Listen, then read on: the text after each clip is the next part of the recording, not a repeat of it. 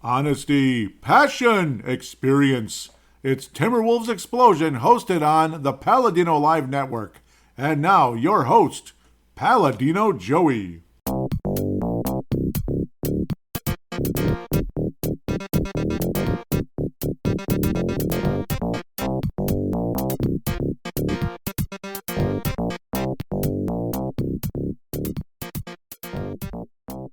Hello again, Timberwolves fans. Are you ready for the explosion of Timberwolves basketball?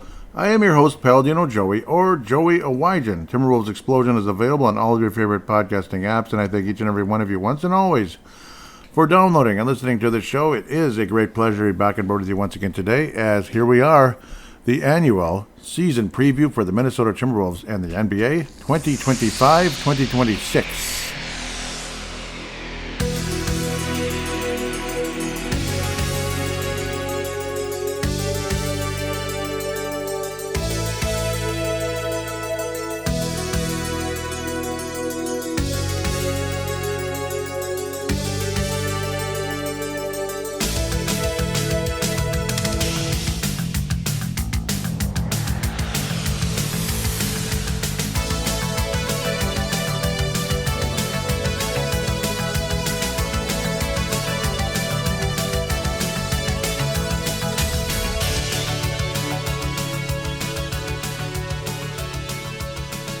Well, here it is, the dawn of a new season in the NBA.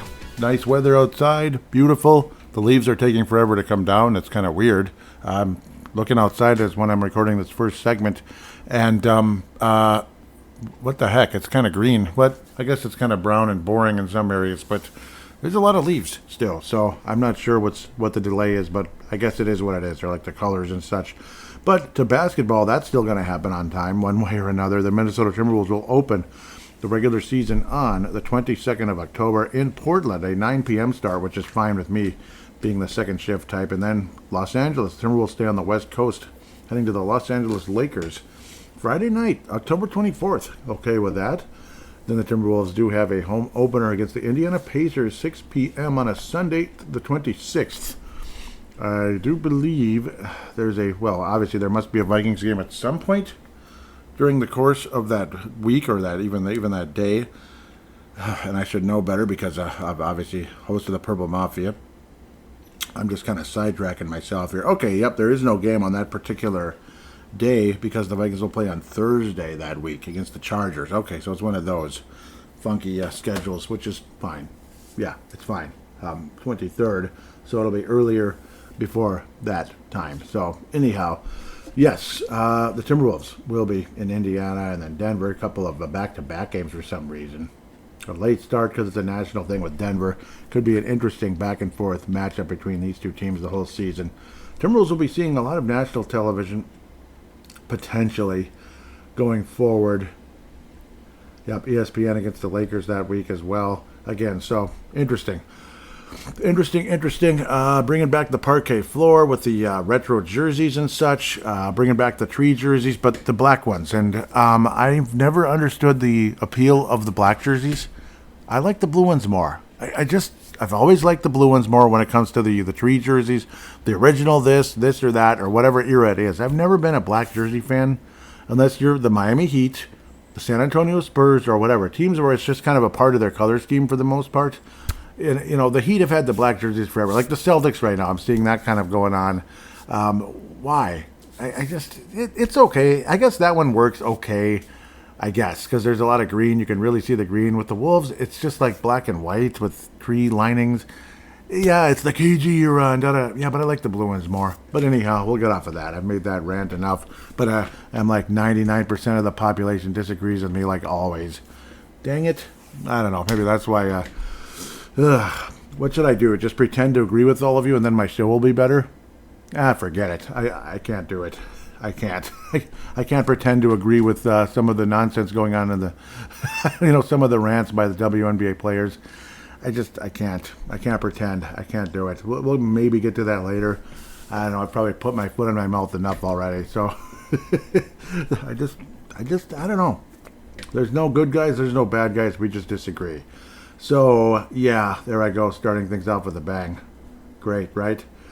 spectacular. Otherwise, the Minnesota Timberwolves roster is something I'm definitely excited about. Generally speaking, that's kind of what this preview is, and really how successful this team could potentially be.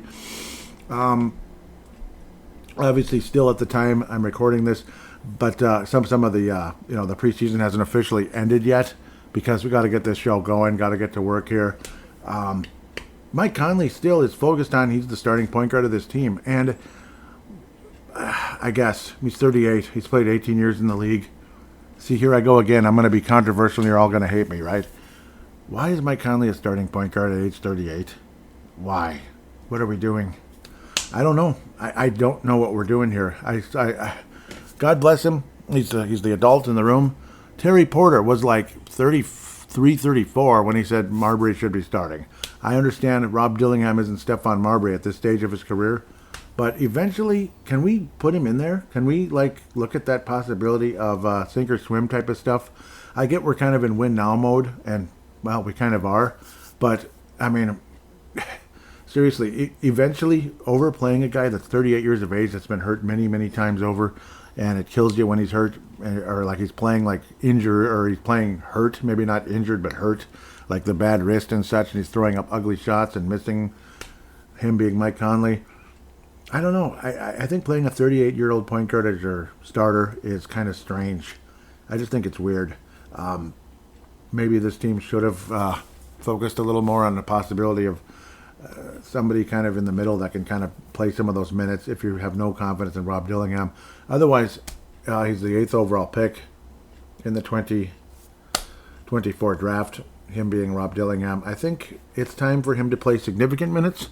There's nothing wrong with Mike Conley coming off the bench and still playing a decent amount, like 15 to 18 minutes a game. But, Rob Dillingham does not have to play 40 minutes. Rob Dillingham doesn't have to play 30 minutes. Rob Dillingham can play 25 to 30, something like that. 25 to 30 minutes, and then you also have another option who has been, added to this team again. Coming back again is Bones Highland, and I'm very happy to have him a part of this team because there's a scoring threat to Bones Highland. I think he's been underrated by fans and by organizations throughout the league, throughout his career so far. We've talked about him off and on during the course of the show, like his 2 years with Denver, but basically when you combine the 2 seasons together, he averaged 11 points. At least it's his time officially in Denver. And then he did get traded to Clipperland during the course of that season and still averaged about the 11 points a game. This was his second year in the league. His first year, him being Bones Highland, he averaged 10 points a game, about 3 assists. He's capable of getting assists, though. He's capable of getting them. He might not be the top assist guy in the world, but he can move the ball, and he can shoot the ball as well, him being, again, Mr. Bones Highland. His career three-point shooting average is 36.4. Last year in a short stint with the Clippers, 20 games only, but still was a factor in those 20 games. And in only 11 minutes per, which, again, I don't understand. 38.8% from downtown. Not bad. And then next thing you know, he winds up with the Timberwolves. So only playing 4 games, and it's like, okay, that's kind of weird. There was ongoing conversation before that about the Wolves acquiring Bones Highland pretty much throughout Tim Conley's time being here with the Minnesota Timberwolves, just about that Bones Highland would wind up here at some point in time. That's a pretty nice player, and the Wolves would he'd be at least a nice spark plug type of guy. And I think Bones Highland should be part of the rotation for this team. The odds of that happening are kind of slim, unfortunately, just because the way things are. Not that I agree with it 100%, because I don't. First of all, Conley playing, up to 30 minutes a game, I think is insanely. It's self-destructive. That's pretty much where I'm getting to at that stage. Again, Dillingham in his second year with Denver, 38%, basically just under that. First year, this is from downtown, of course, 3-point range. But again, he's a spark plug. He's an overall type of guy that can come off the bench and be a spark plug. So I think, and maybe he could play alongside Dillingham, maybe not. Obviously, the defense probably wouldn't be good, so maybe that's kind of crazy talk. But I don't think it's against the law to have 3 point guards possibly playing in a game at times. For one reason or another, maybe Conley's kind of banged up and shouldn't play a whole lot, or Dillingham's struggling one of those kind of reasons, then Highland, I think, should see minutes. So he should at least be part of the 12-man active roster, I believe, him being Bones Highland. I keep saying him and him being this, so hopefully I'm not annoying with the way I say it. I just don't like when people constantly say him 50 times. So it's nice to know who I mean at the end of the day. But I don't think it's against the law to have 3 point guards on the active roster. The active roster. Like, this guy's, suited up. He's not inactive. So, yes, that's the point guard situation. It is definitely a source of frustration and definitely a big part of the conversation for the success of this team, short term and long term. Definitely short term as well. Like, if you want to quote unquote win now, well, try not to have somebody out there that's 38 coming up the court, or whatever, scratching and surviving basically at 38 years of age for several minutes a game, and then and hoping for the best. I just think that's kind of silly at the end of the day. I just do. Dante DiVincenzo is not a point guard. He can do it up here and there. Dante DiVincenzo is a good passer in transition. He's good at it, yes, in transition. Like in a half-court offense, I don't want Dante DiVincenzo handling the ball. He's more of a catch-and-shoot guy in a half-court offense, but in a fast break or just on the break, that type of thing, transition. Yeah, Dante DiVincenzo's not bad at leading the break. I think he's good at that. That's one of his strengths, but his other strength is catch-and-shoot, that being Dante DiVincenzo. So catch-and-shoot threes, facing the basket, scoring up, and releasing. That's where Dante DiVincenzo can definitely give you a huge threat, short-term and long-term out there. And, well, that's where you get your value. And he is a good value in this league at $12 million a year. Funny, in hockey, the best player in the league signs for, $13 million, and it's considered a discount because, well, he's the best player in the league, and he probably could be making closer to 18-ish. But and Dante DiVincenzo is more of a rotation guy, and that's considered like a bargain basement. The contrast of salaries in the NBA and the NHL are insane. Like Anthony Edwards is going to be making 50 plus, close to 60, I think, at the maximum part of his contract. Whereas, the highest paid player in the league is making 17 right now in the NHL. That'd be Kirill the Thrill Kaprizov, who plays on the St. Paul side of the river. Check out Brave the Wild if you want to talk hockey a little bit. That's a pretty good podcast with a familiar host. It's the third longest tenured podcast in Minnesota. The second longest tenured podcast in Minnesota is Timberwolves Explosion. The second longest tenured podcast in Minnesota is Timberwolves Explosion. That's right. The first is a Minnesota Vikings podcast that's kind of familiar to some of you. We'll move on. Enough of that. Sorry. Rudy Gobert, he's not getting any younger. But let's get off the center position. We can move to shooting guard in a moment. But, it's a source of frustration. And you're just kind of hoping for the best there, honest to God. I'm blanking on someone here. Zion Poulin, he's a guy who can actually be a bit of a playmaker as well. Poulin from Pleasant Hill wherever. He went to Florida, 6'4". He can kind of be a combo guard type of a player. He's definitely got some playmaking ability, and Darren Doogie Wolfson is a fan of his a bit. We'll see if he's able to make the team. He might be an outside shot of it. He's only 24 years of age, is Zion Poulin. Tristan Newton, 6'5". He's also a combo guard from El Paso. That would be Texas, of course. And coming from UConn, where they have 19 national championships the last 19 years. Not quite. Newton played in a couple games for the Wolves last year, but very minimal, miniature sample size. He's got a halfway decent preseason. So now we can move to the shooting guard position. A guy named Johnny Juzang has been a wonderful revelation for the Wolves, and he's been good. He played for a crappy Jazz team last 3 years officially. 64 games last year, a career high. But all 3 of his seasons in the NBA have been with the Utah Jazz. Undrafted signing, free agent. He can definitely shoot the ball. Defense is a liability, unfortunately. He did shoot 41.6% in 23-24, but only 20 games. Last year in 64 games, a little under 38% from downtown, but also shot hitting for 85% from the free throw line, which is a big jump from his first 2 years in the league, where he averaged around 60%. I don't understand that. It's kind of weird. About 9 points a game, again, in 64 games for the Jazz, who, again, were not a good team. But Johnny Juzang has had an awesome preseason. He's been just about the leading scorer pretty much out there, and it's been wonderful to watch. The guy is a scoring threat, and I don't know. He has a real shot of making the team, believe it or not. At the end of the day, so we'll see how it goes. And again, also, you have guys like Joe Ingles, who are probably more of a coach than a player at this stage of his career. He's 38 as well. Joe joining Conley there. They were teammates in Utah for many, many, many years. Coming out of South Australia, mate, is Joe Ingles. Love what he can do. He's considered day to day, whatever that means. So, God bless him. He's just old, really, at the end of the day. He's didn't really look like a guy who was in great basketball shape, but I know you're going to hate me for saying that. It's just terrible. It's just horrible. Shut up, Joey. It's awful. Another guy who's just looking better and better. 23 years of age, coming out of UCLA from Riverside, California, is Jalen Clark.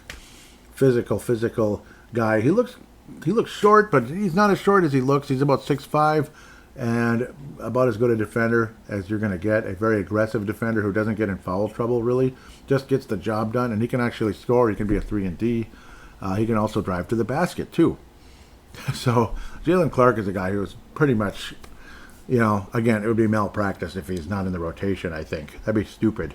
Coming back again from the Achilles that he suffered in college, where he was considered an elite defender. Like, off the charts, he would have been a possible lottery pick.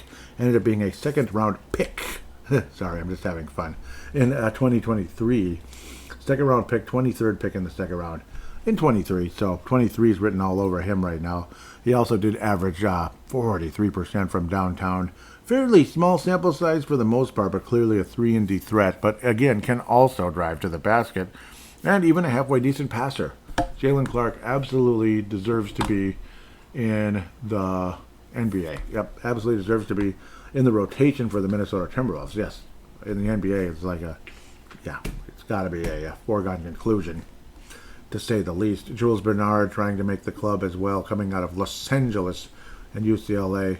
He's played 19 games for the Washington Wizards, and that was 2 years ago. Otherwise, some minor league play as well. Well, 38% from downtown in a tiny sample size. 19 games, averaging about 8 minutes for Washington, who is not one of the elite franchises in the NBA. In fact, hasn't been since about 1978. Yeah, when they won the title. And then the next year they played against Seattle and lost. It was Seattle. They beat Seattle in 78 and lost to Seattle in 79. It was a rematch. Seattle Supersonics won their first championship in the league, and then the same franchise finally won one last year, and their first with OKC, the first professional championship won in Oklahoma for a Core 4 sport. So, plus they are still the only Core 4 sport playing, with the major league level so far in OKC. That was a mess. Sorry, it really was a mess, wasn't it? Who's this other shooting guard? I think the Wolves have another shooting guard player. I don't remember. Oh, that's right. That's Anthony Edwards. That Anta Claus. The guy who was in those. That guy who was in those Sprite commercials. Thinks he's all that. No, yeah, he's an awesome player, and I love him. He's my favorite player in the league. Anthony Edwards, number 5. Ant-Man. He can play. He can play some point guard. I don't recommend it just because it's just. I want Anthony Edwards to be what he is, a shooting guard. Small forward a little bit because he can rebound the ball. That's what you like about Anthony Edwards. Obviously, he got that physical strength. Sometimes he's so strong that even when he gets fouled, it doesn't look like it, and the refs miss the call, and Anthony Edwards is extremely frustrated and pissed off. That's what happened a lot with Shaquille O'Neal in the past because of his physicality. Anthony Edwards averaged almost 28 points a game last year, about 40% from downtown. It did take over 10 3-point attempts per game at about 4 a clip. So slightly over 10 3-point attempts per game. It's just barely over 4 made. So just barely under 40%. 79 games for Anthony Edwards for 3 years in a row. Hopefully can keep that streak going in terms of playing almost every game, almost every game. Try not to get suspended, and you hope he'll be able to avoid ankle or back injuries or anything like that. Birth of a child is another thing that was a conversation as well, and that it happens. Guys have children. Just like the starting quarterback for the Minnesota Vikings. It did affect, I think, his week 2 game, and then unfortunately he had an ankle injury in the same game as well. Depressing. That'd be week 2, Vikings and Falcons. It was pretty ugly. Anyhow, as for Anthony Edwards, again, he is an MVP candidate this year. I don't think there's any doubt.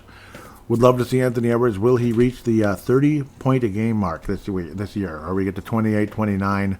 28 should be, I think, a shoo-in. 28 per game.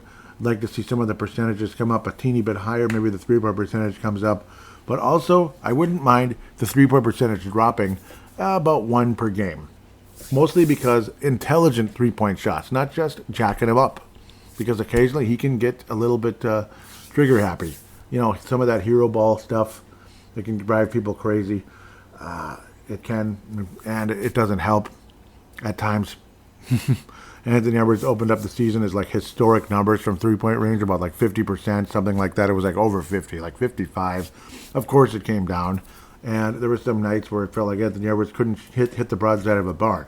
It was beyond frustrating. So again, you're hoping for some better shot selection, and Anthony Edwards has a real shot at being an MVP in this league, and this team does have this team does present a legitimate threat to win an NBA championship this year. Absolutely. Are they the favorites? Probably not. In fact, most experts are putting the Wolves around 6th in the league. Yep, that's unfortunate, but it's better than last year, maybe where we were closer to like 9th, 10th, 11th, 12th or something. As nobody really, well, not nobody, but a lot of people didn't believe in the Timberwolves a whole lot. But again, hope and praying Anthony Edwards can continue to be as durable as he has been. Remember, Andrew Wiggins was once a pretty durable player, and the next thing you know, he was everything but. And he was considered one of the softest guys in the league as well. Couldn't rebound for his life. People were frustrated. Andrew Wiggins, by the way, significantly taller than Anthony Edwards, but about 1/3 as physical, maybe, if that. So that's one of the reasons as well. You got to have some strength to be able to position and get those rebounds as well. It's not just height and length, but which height and length could be a factor. There has to be a want to as well. It's a combination of several factors to being a good rebounder in this league. You could be, like 6'4", 6'5", and get about 11 rebounds a game. You could. Back in my day, when I played, I wasn't one of the tallest players on the court. I was somewhere in the middle, like a small forward, but I rebounded like a monster. I was one of the best rebounders because combination of want to, timing, positioning, quick footwork and everything to get around people to get to the ball and reading the ball off the rim. You know what can help people reading the ball off the rim? Simply, and what just kind of helped people like me, and which probably has helped many players over the many years. So maybe some guys that were unbelievable rebounders, despite the fact they're like 4 inches shorter than this guy who's averaging like 6-7 rebounds a game, and it's like, what the hell? Well, go outside and shoot by yourself. You're going to learn very quickly about reading the ball off the rim, what direction that ball is going to come out, because not every shot's going to go in. Not every shot's going to go in. And if you can see, this thing's going to bounce this way. And also, so that's kind of how it works. And plus, maybe you work on your shot being rebound friendly. Like Marcus even said that. Like, your shots are very rebound friendly. And it's just kind of funny. And it's like, yeah, because when you're outside shooting, what happens if the ball goes flying awkwardly off the rim because you just, clunked it on the side? You're going to be chasing that thing. And some days it might be swampy and wet out there because maybe it's springtime, because you're like, dang it, I want to get out and shoot again. Doggone it. Because maybe you're not somebody who has access to an indoor gym. Some people do, some people don't. Professional players, yeah, they do. But just regular youngsters out there, probably not. Some do, some don't.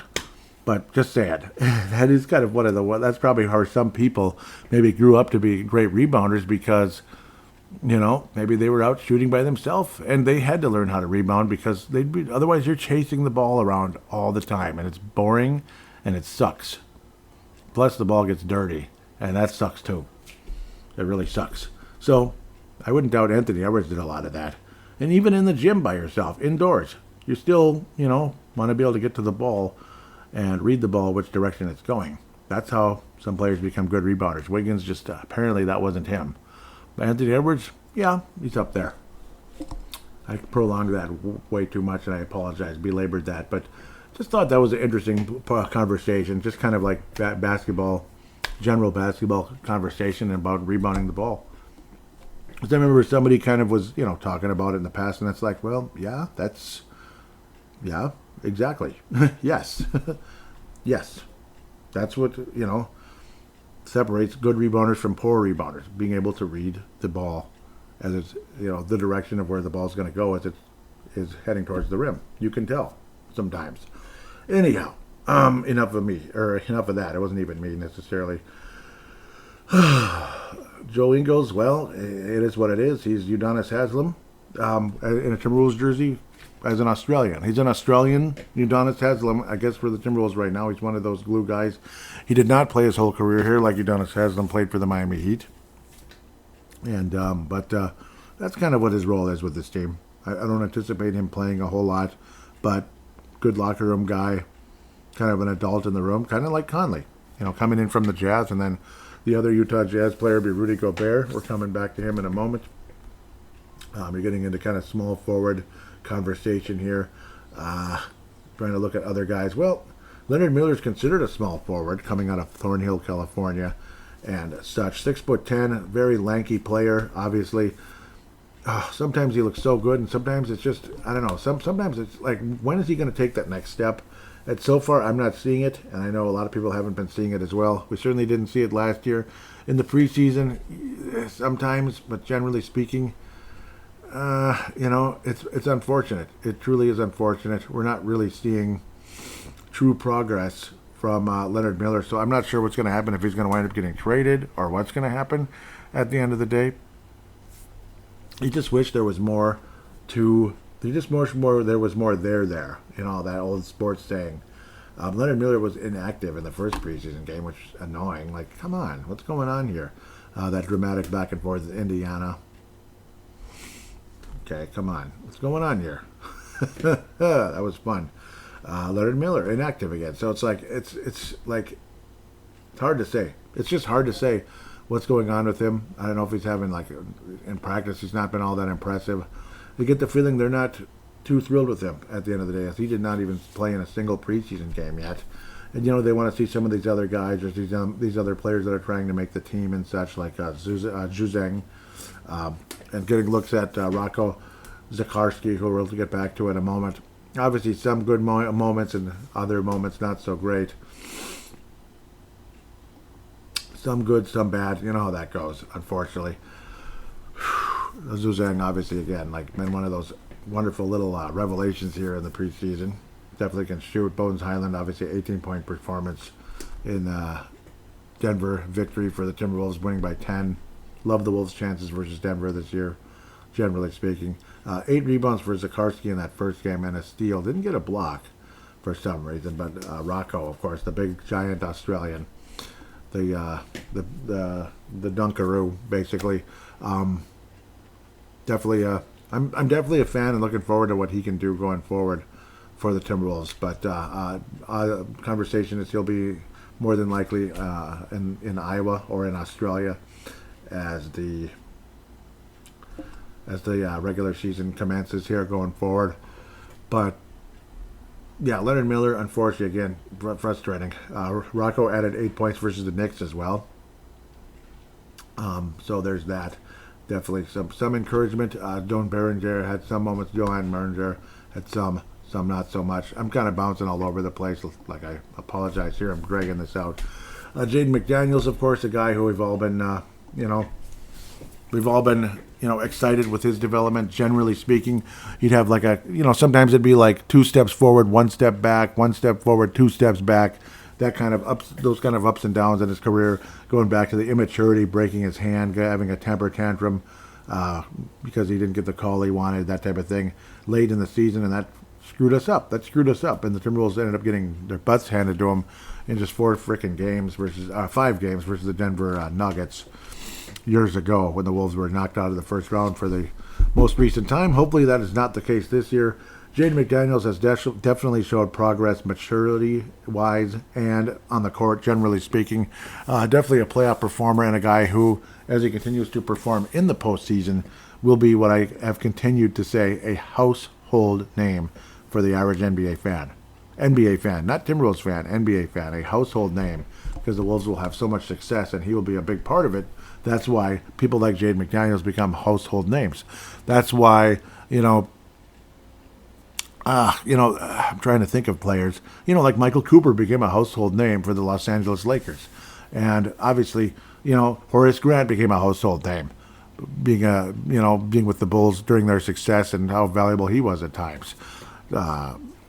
Years later, he became more of a role player with the Lakers and such when they won their second championship in the Shaq Kobe era. Horace Grant was on that team, so that was kind of interesting, to say the least. Horace Grant pulling in his fourth NBA title during that season, that 2001 season.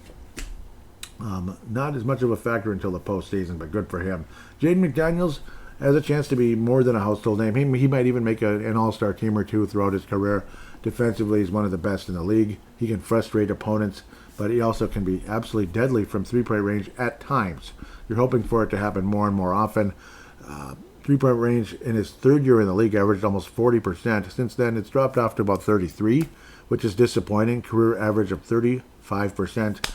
Threes aren't everything, but a player like him with some of those corner threes and those big moments, Jaden McDaniels can be a hero or a GOAT at times, but and I don't mean the GOAT, a GOAT, like the other side of GOAT, like lousy. Overall field goal percentage is averaging about 48% throughout his career, which is definitely not bad. Attacking the basket, maybe some mid-range shots here and there, but McDaniels is the kind of player that is essential for this team's success. If Jaden McDaniels is injured or playing awful, like he's like over 9 or something, the Timberwolves' chances of success are less. Not completely minimal, but they're definitely less. And Jaden McDaniels is the essential X factor going forward for the Minnesota Timberwolves. Obviously, Anthony Edwards playing well is paramount for the success of this team, and I do believe he's an MVP candidate this season, just like I believe he was last year. And Anthony Edwards should take a step forward to about 29 points a game, I gotta think. That's my early guess here. Whereas, again, Mr. Jaden McDaniels, his success is so important for the future of this team, and the and even the not so distant future as well, going forward. So, as we try to inch forward here, generally speaking, Terrence Shannon Jr. forgot about him, so he's technically like a shooting guard, small forward. In a lot of ways, rotation-wise, at the very least, Terrence Shannon Jr., who was born on July 30th, one day after me, but also 21 years after me as well, July 30th, 2000.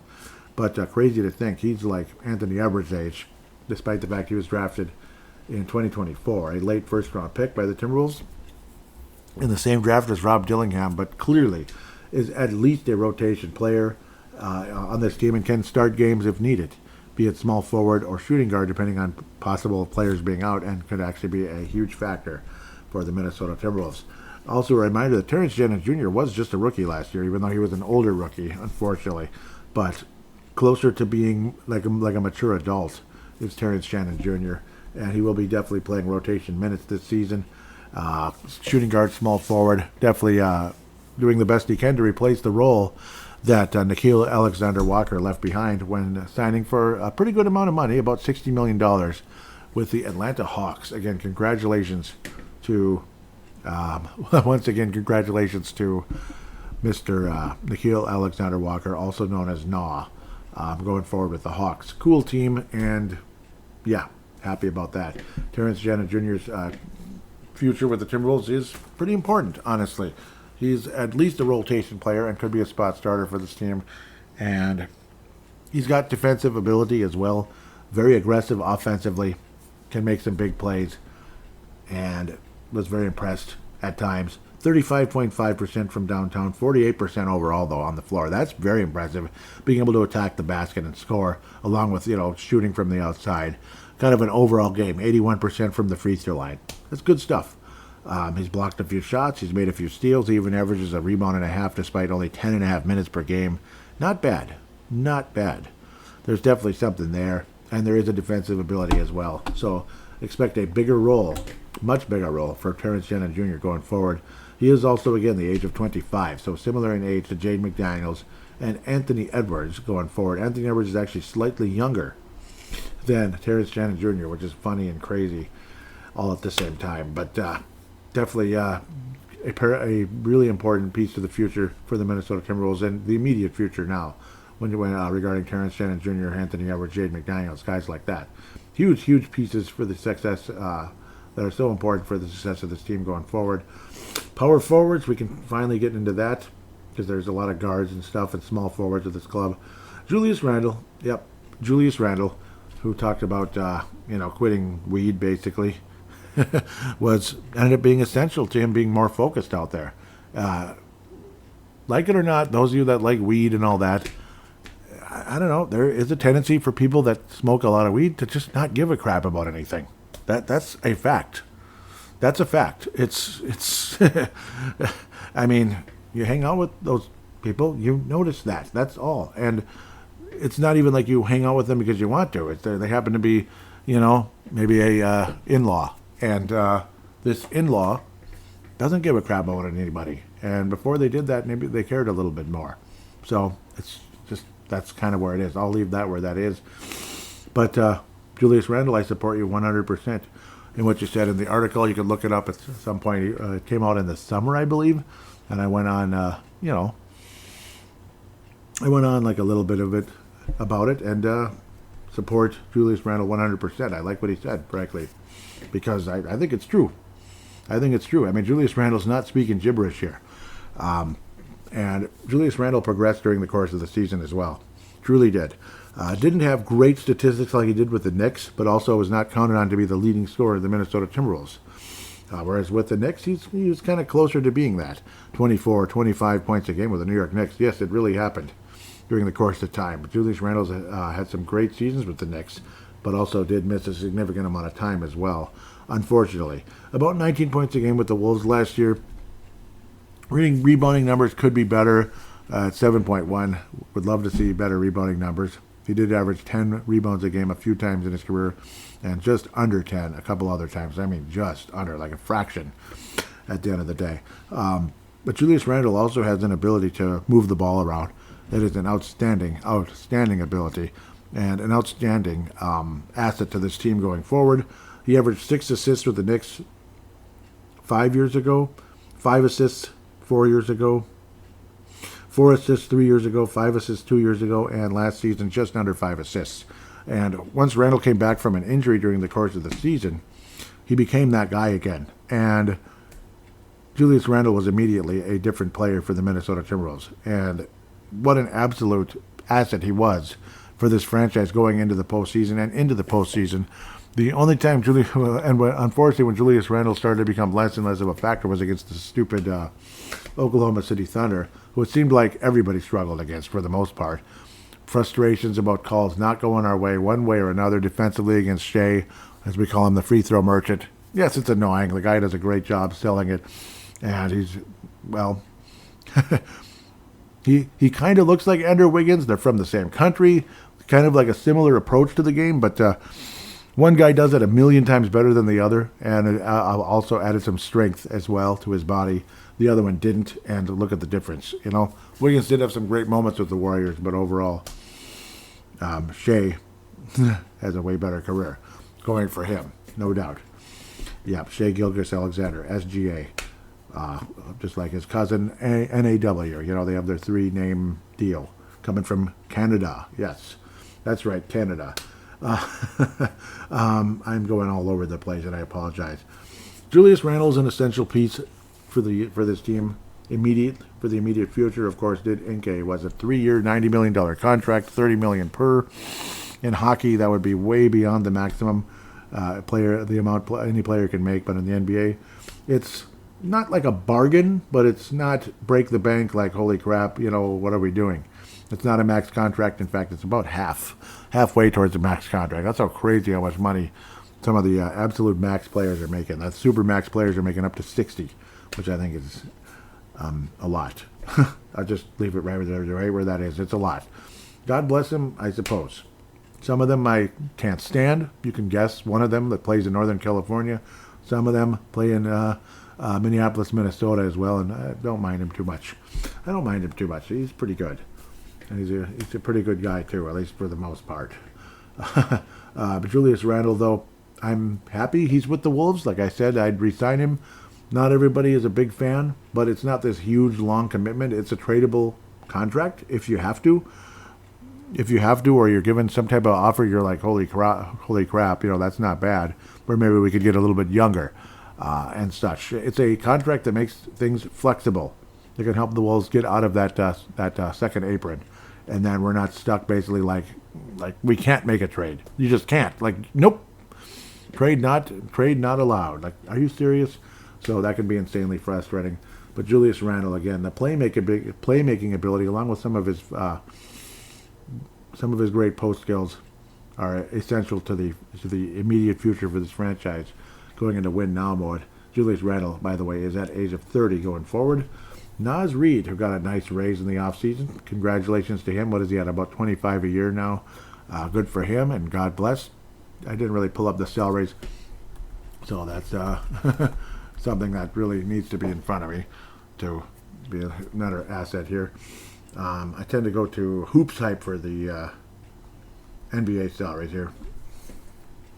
Yeah, Randall 30, 33, 35 officially with the contracts going forward. The final year is it's almost 36 for Julius Randle. That one's a player option. Rudy Gobert 35, 36, 38 player option.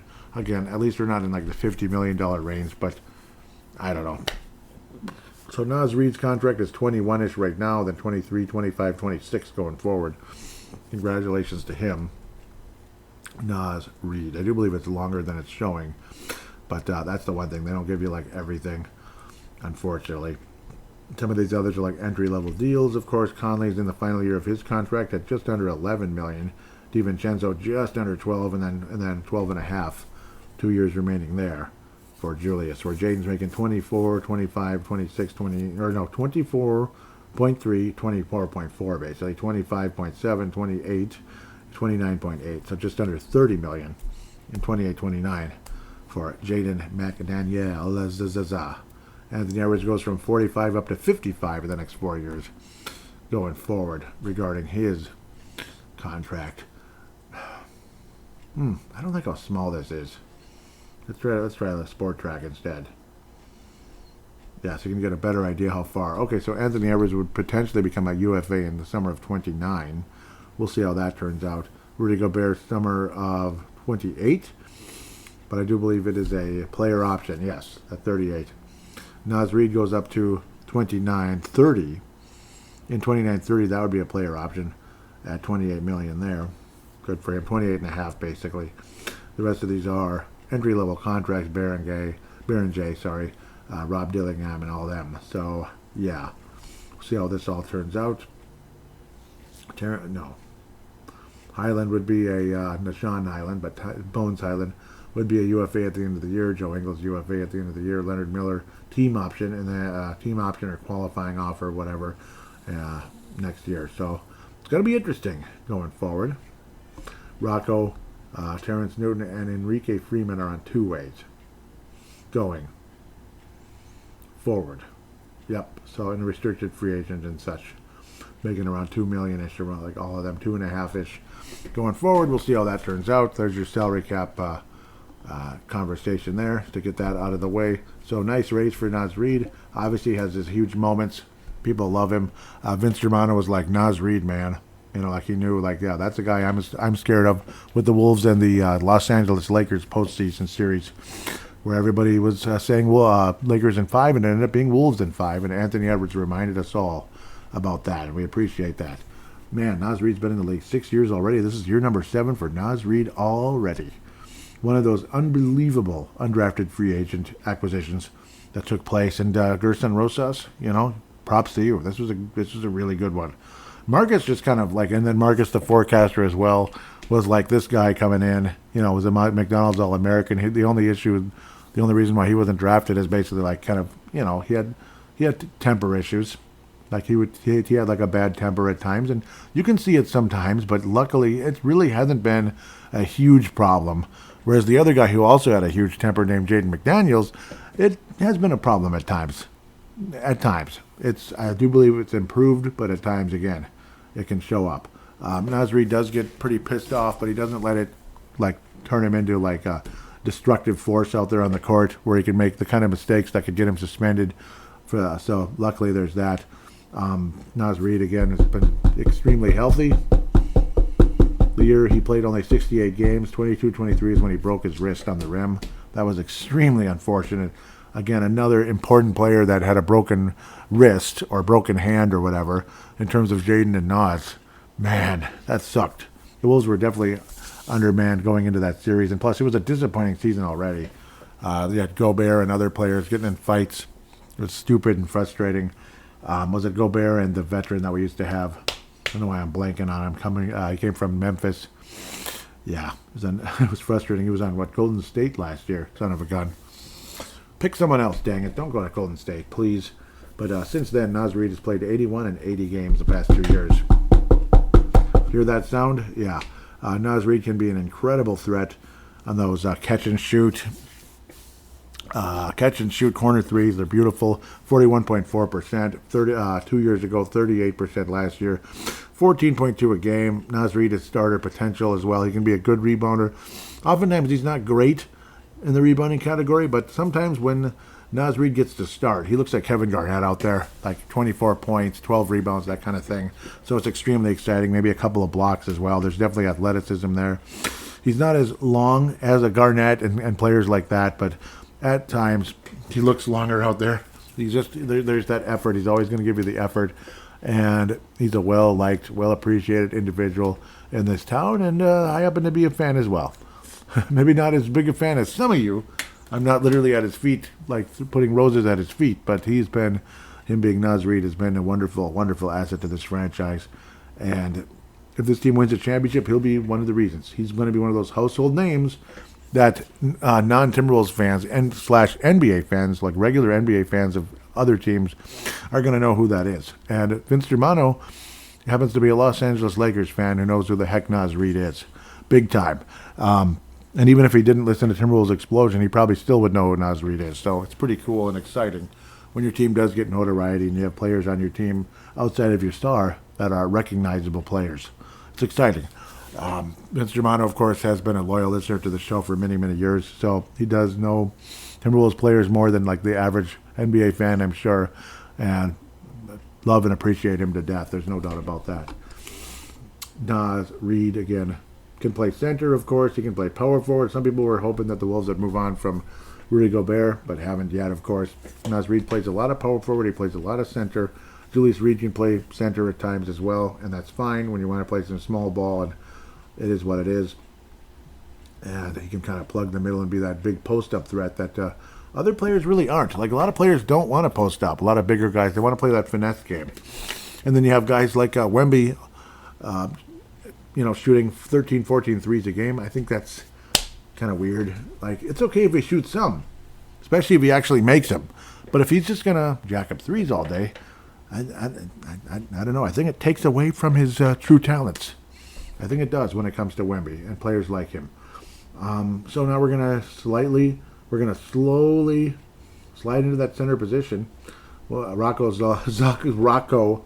Zakarski, of course, I already kind of talked about him a little bit. Definitely a bigger guy who can rebound, block some shots, and be the dunkaroo, be the physical, strong guy, or just be the big guy, big, strong guy, close to the basket who can just put it in. Simply put it in using his height, which is insane, 7'3", 7'4". Would like to see him bulk up a bit, and the good news is I don't think he's even 19 yet.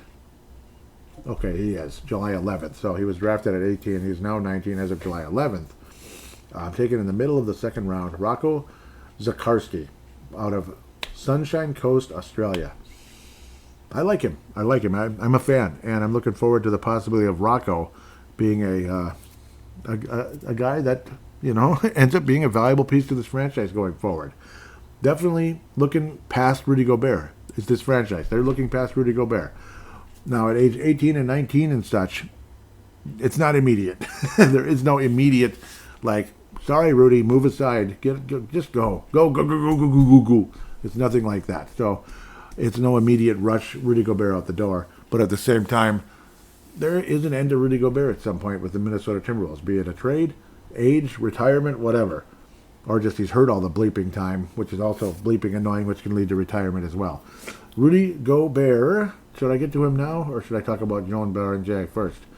Zone Berenger. I'm going to say Berenger for last. Rudy Gobert. Yeah, I know. We all love him. Okay, we do. Saint Quentin Francois. Rudy Gobert is a 7'1", 7'2" guy, 260. Unfortunately, he's 33 years of age already. And I remember when 1992, I still remember being out on the boat as a 13-year-old with my dad and my brother and my friend at times, but usually my dad or my brother, either swimming, fishing, whatever. And that's when Rudy Gobert was born. Boy, does that make me feel old. And some of you others out there as well. But it's just crazy. You get memories like that, and you think, this guy's one of the old guys in the team. It's weird. Memories like going back to that year. Obviously, a second-round pick with Denver many years ago by Tim Conley. The pick was traded to the Utah Jazz, and Rudy Gobert became the Stifle Tower.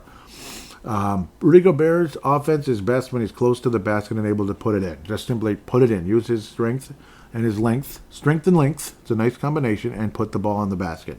Because Rudy Gobert is not a wuss. The only problem is Rudy Gobert is so limited offensively at times that can drive people crazy and has a hard time catching passes coming in because of his, again, lankiness, which isn't always an asset going forward. But the strength and length can be a huge asset for the Minnesota Timberwolves when you have a guy like Rudy Gobert out there going out and kicking some butt. And it can be fun. He's been a defensive player of the year many times. He averaged 2.5 blocks, 3 blocks a game throughout his career, time and time again. His overall career total is 2.1. Last year, Rudy Gobert had a pretty big drop to 1.4, which is similar to his first year with the Minnesota Timberwolves of 1.4. His second year with the Minnesota Timberwolves, Rudy Gobert was the defensive player of the year again at 2.1 blocks a game. You wish you could see that. He also averaged about 13 rebounds. And there was a time in Rudy Gobert's career, in fact, his last season with Utah, almost 15 rebounds a game. Otherwise, about 4 other years where he averaged close to 13 a game, including his second year with the Wolves. But definitely some ability there. It's just how much longer is it going to be?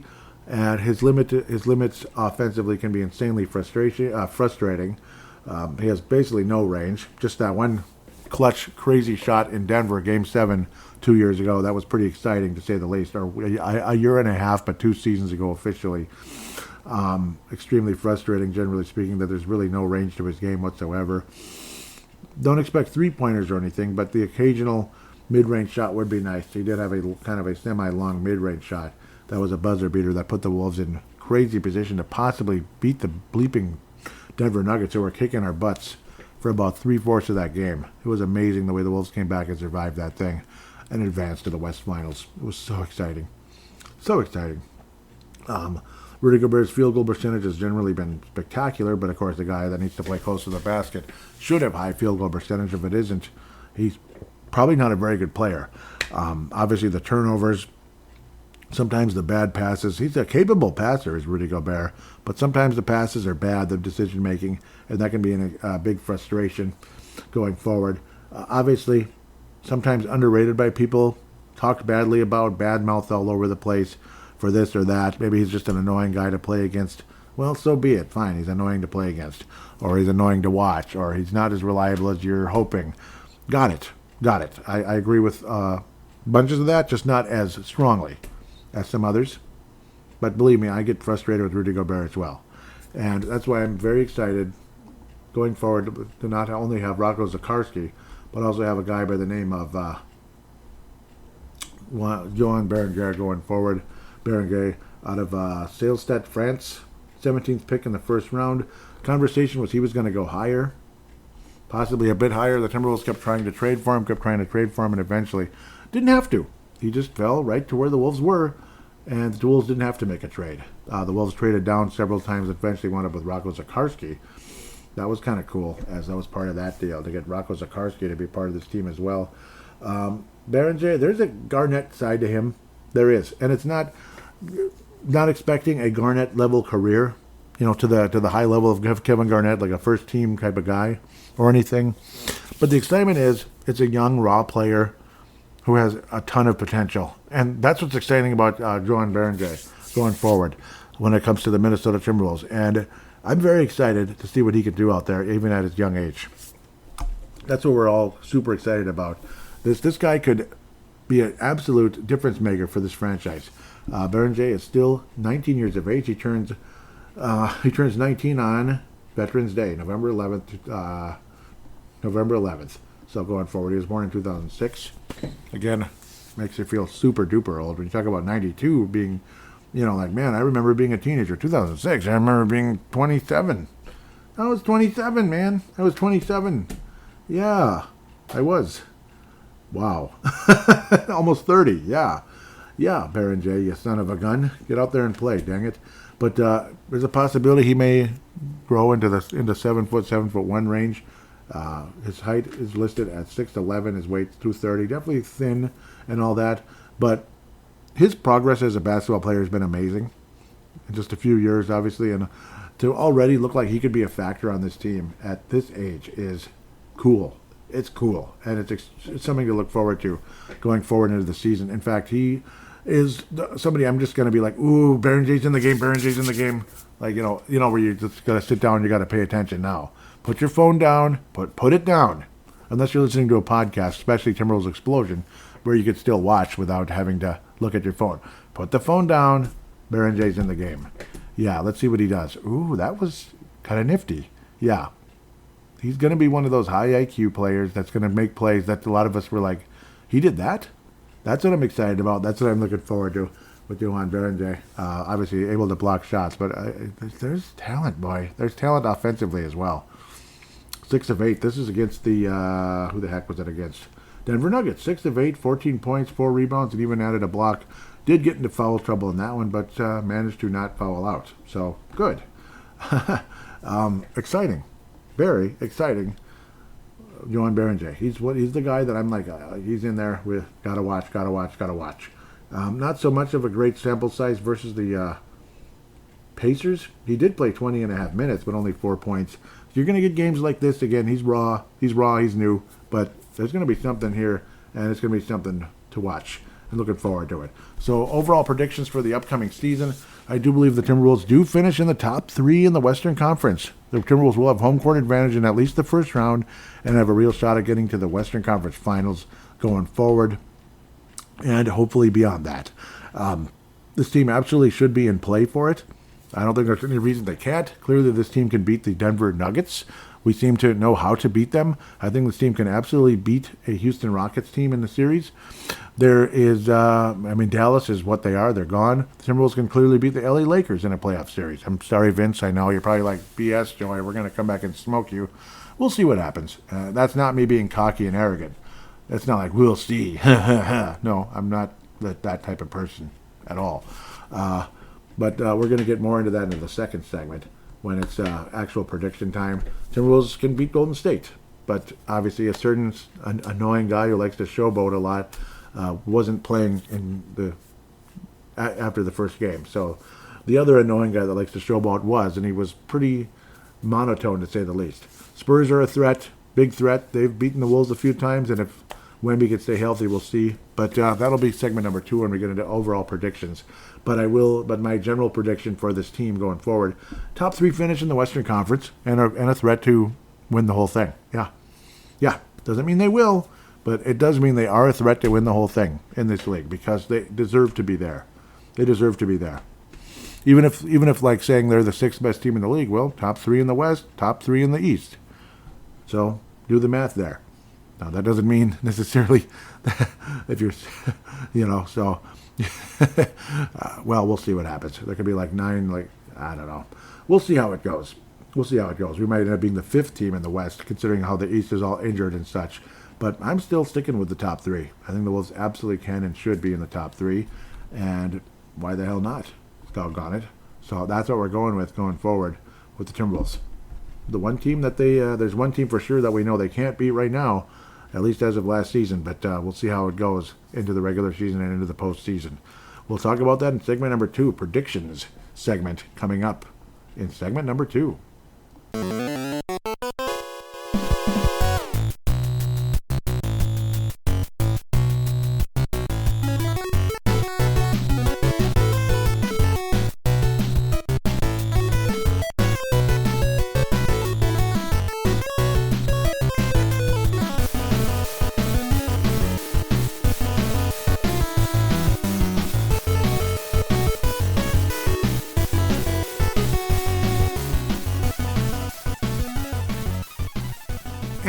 We are back here on Timberwolves Explosion segment number 2. Time to do a little previewing throughout the league. Time to do the NBA preview and, of course, the Timberwolves official result preview, that type of thing.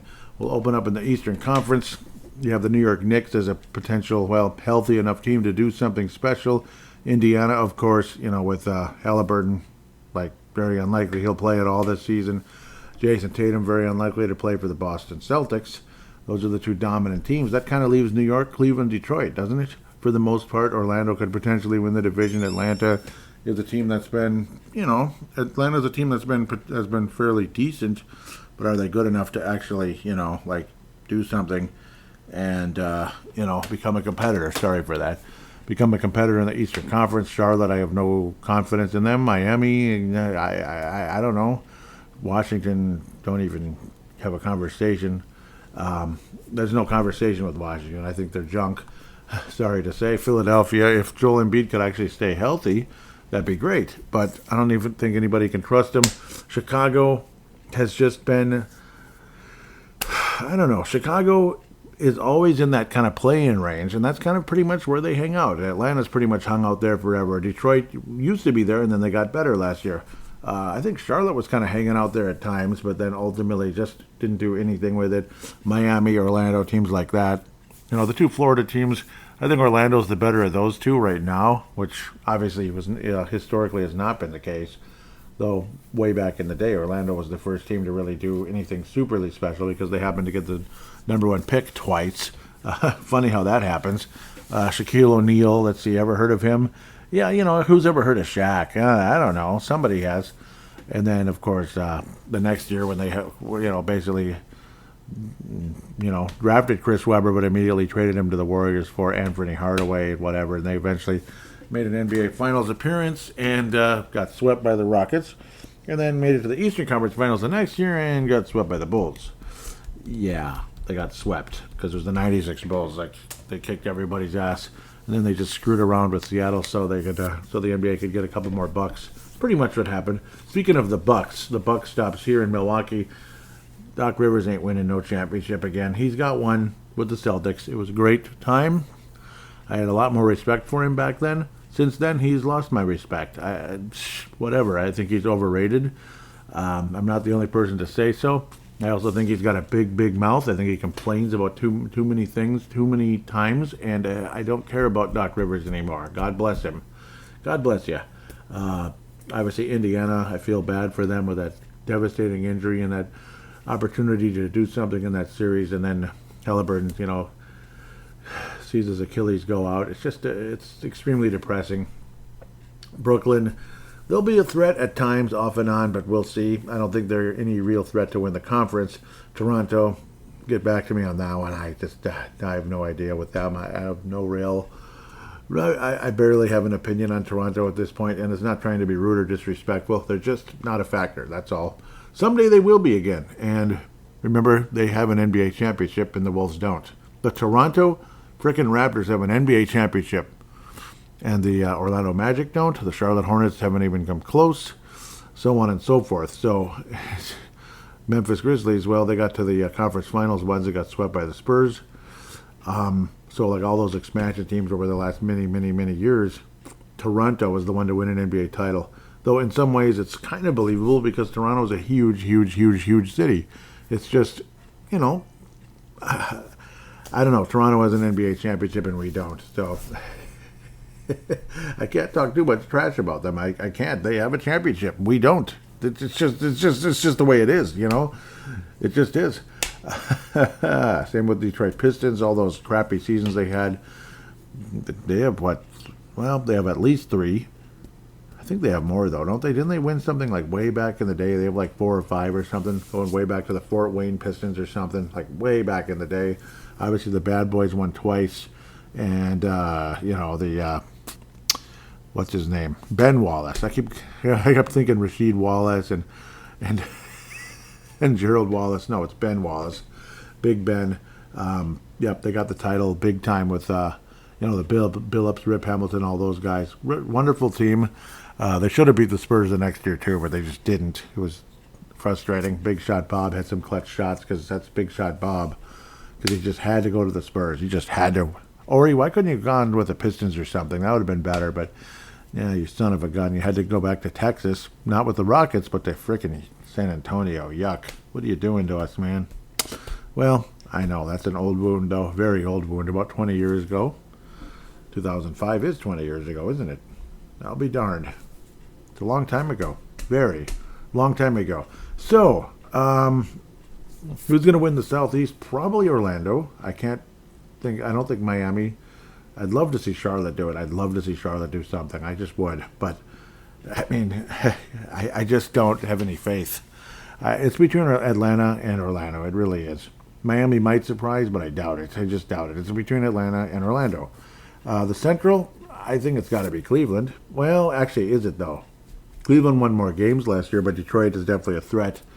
I think Detroit might be more built for a championship than Cleveland, but then again, are they? Cleveland wins so many games, and they're so good, but they just, they just don't get it done in the end, or they magically have injuries and such. Isn't Garland out for an extended period to start the season, so that's not going to help. I am leaning, it's definitely between those two. Bulls, Milwaukee, we'll see. That's a great division. Isn't that a good division? It's an awesome division, honestly.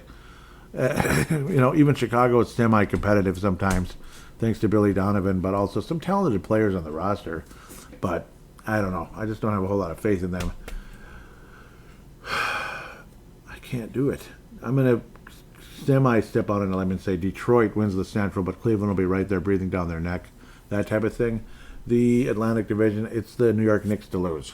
If the New York Knicks don't win that division, what are they doing? What are you doing? Boston, torn Achilles to Mr. Tatum. Toronto, I don't think is ready to win a division championship. Philadelphia probably should win the division and win the Eastern Conference. They should, but they're never healthy because they're just not. It's the Philadelphia 76ers in the Joel Embiid era. This isn't Dr. J. This isn't Moses Malone. Faux. This isn't those days. Andre Drummond, I loved him as a Detroit Piston years ago, but I don't know, he's barely a factor. You're always going to see red next to these guys. Paul George, there's always going to be some kind of red, whether it's day to day or out for the frickin' season because he has a hangnail, whatever it is. Same with Joel Embiid, and I know it's worse than a hangnail usually, but that's kind of the point. Stop getting hurt, damn it. It'd be nice to see this Philadelphia team actually do something because they have one of the coolest logos and color schemes in the league. Kelly Oubre Jr., he's a pain in the ass, but he's pretty good, too. He's good. He's just a pain in the ass, that's all. Jabari Walker, decent player. Gotta like what he can do. I know I'm kind of getting deeper into these guys, but, there's a lot kind of tied up to this Philadelphia team. They are talented enough to win the Eastern Conference, as far as I'm concerned. Tyrese Maxey's a wonderful player. Wonderful player. At least he doesn't have red next to his name. Kyle Lowry is about 70. No, he's only 7 years younger than me. 19 years in the league. One of my all-time favorites. I'm dead serious. I always wanted him on the Timberwolves. Listen to the earliest episodes of the Timberwolves, and you'll hear about how much I wish, I think the Wolves should try to get Kyle Lowry. I kept thinking, Kyle Lowry. They already have this Mike Conley guy. Remember Mike Conley and Kyle Lowry? Yeah, or they were a point guard, starter and backup over there in Memphis. And it's which one of them has a championship and which one of them doesn't? Yeah. Yep. I like Kyle Lowry. I do. 19 years in the league, the son of a gun. He's a year older than Mr. Mike Conley. I'd even take Lowry over Conley right now, honestly. That just don't tell anybody I just said that. I just insulted half of the Wolves base again. Eric Gordon feels like he's been in the league about 20 years, but it's been 17. Feels longer. I don't know, Eric Gordon, whatever. Man, back in the day, I would have loved Lowry. He's ancient, though. Maxey's the one that really matters. Lowry's that veteran backup, but, I'm surprised we're even seeing day-to-day with Paul George and Joel Embiid. It's just nothing but injuries, man. Quentin Grimes. Okay. Philadelphia's not winning the division. They could, but it's going to go to the New York Knicks. It's going to have to go to the New York Knicks. So I prolonged that. I belabored it because I just did. You know what I mean? It's an interesting team. That's all. I'm going to look at these guys, too, for a second. Nick Claxton and the what do they call themselves? The Brooklyn Nets. Yeah, I mean, there's some okay players there. They might make the playoffs. They might be in the play-in. They'll hang around. I don't know. I don't know about the Brooklyn Nets. Probably going to be better than like Charlotte and stuff, but that's not saying much. Charlotte, please be good. It'd be nice. Washington, just give me a break. Washington is exactly what their wins and losses show right now. Zero everywhere. Nothing but zeros everywhere. That's what they are to me. They're just a non. They should be calling them. They should change their name to the Washington Zeros. Yep.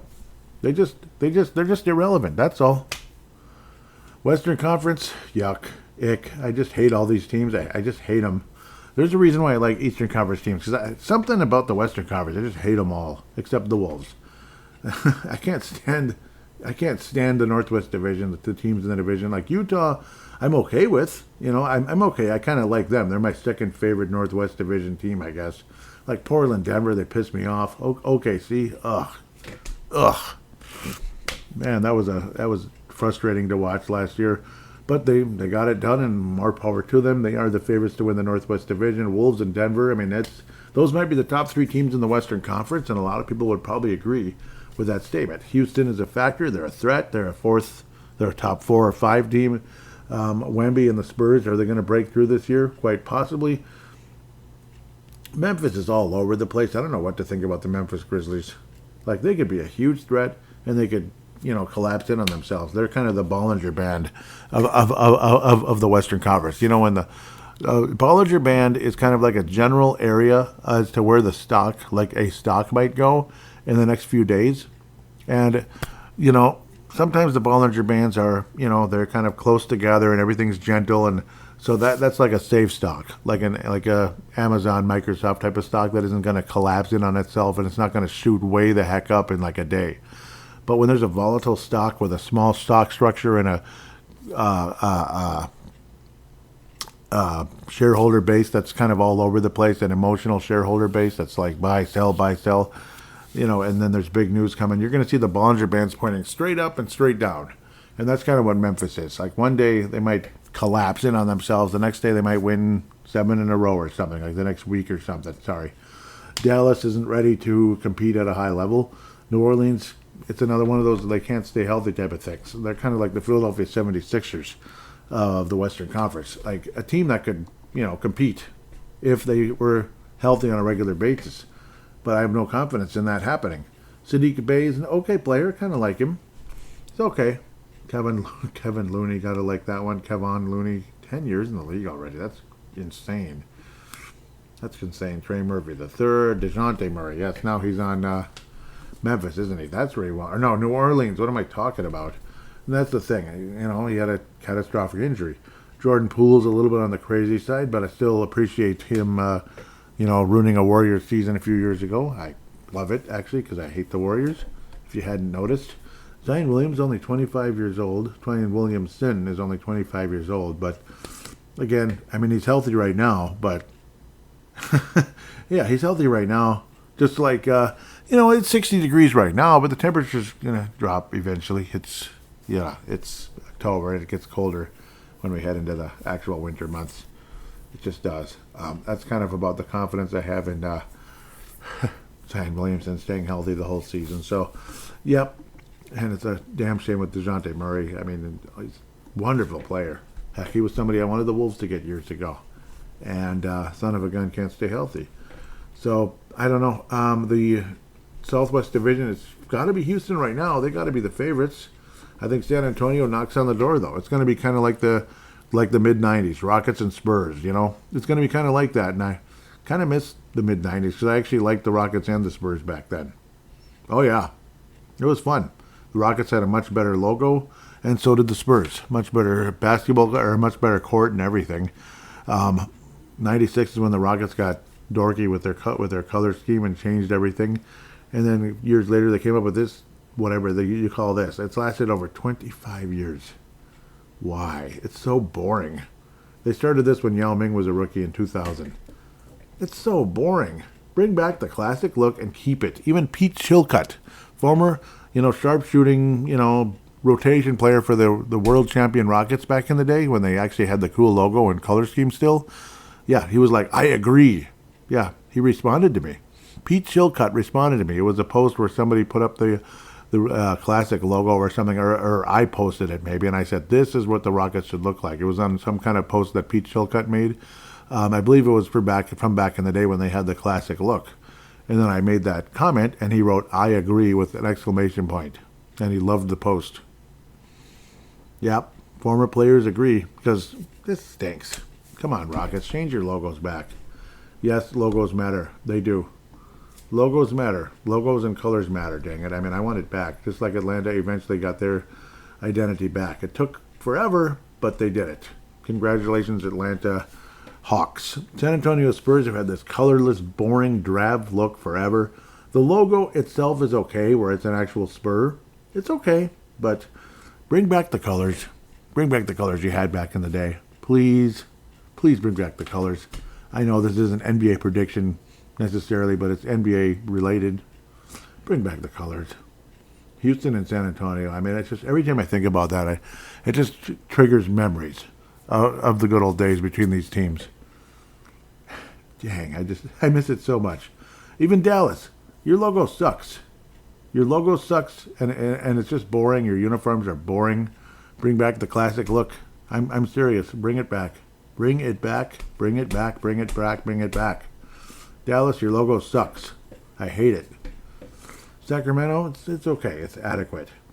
It's kind of a classic look. I don't really have a problem with it. And yes, it's actually, see, it's the purple color scheme that they came up with in the Chris Webber era, around there, somewhere around there, with a mix of the classic going all the way back to Kansas City Kings and Sacramento Kings when they used to be kind of a red, white, and blue color scheme.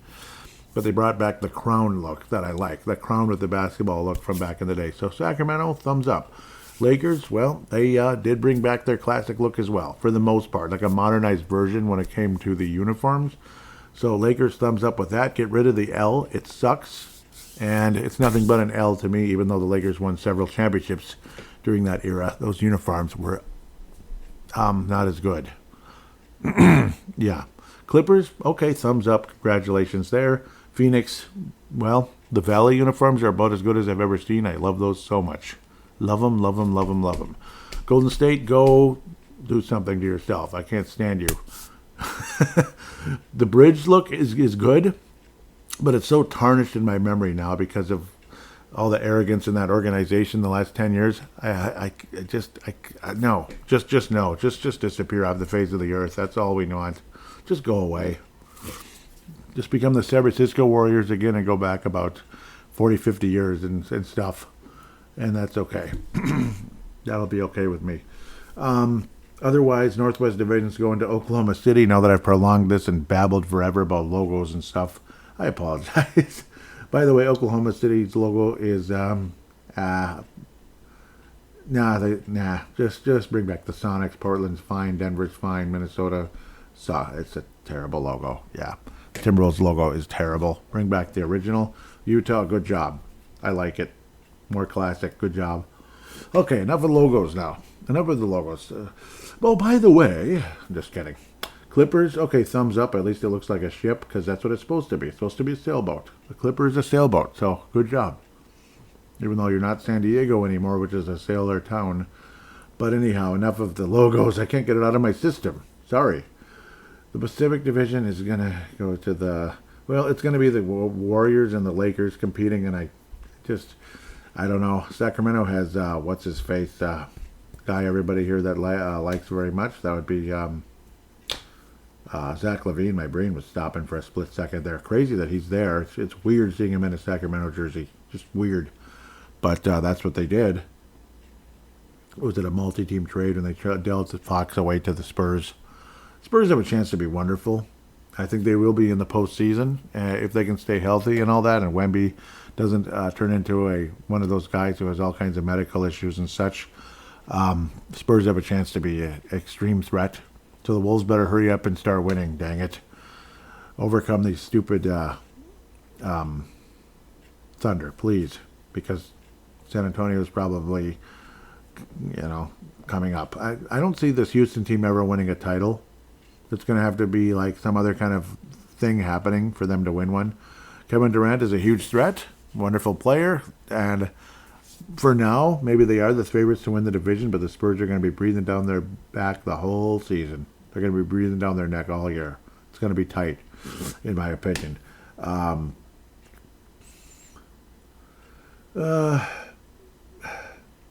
want to believe the Warriors are done. God, I want to believe it. I really want to believe the Warriors are done.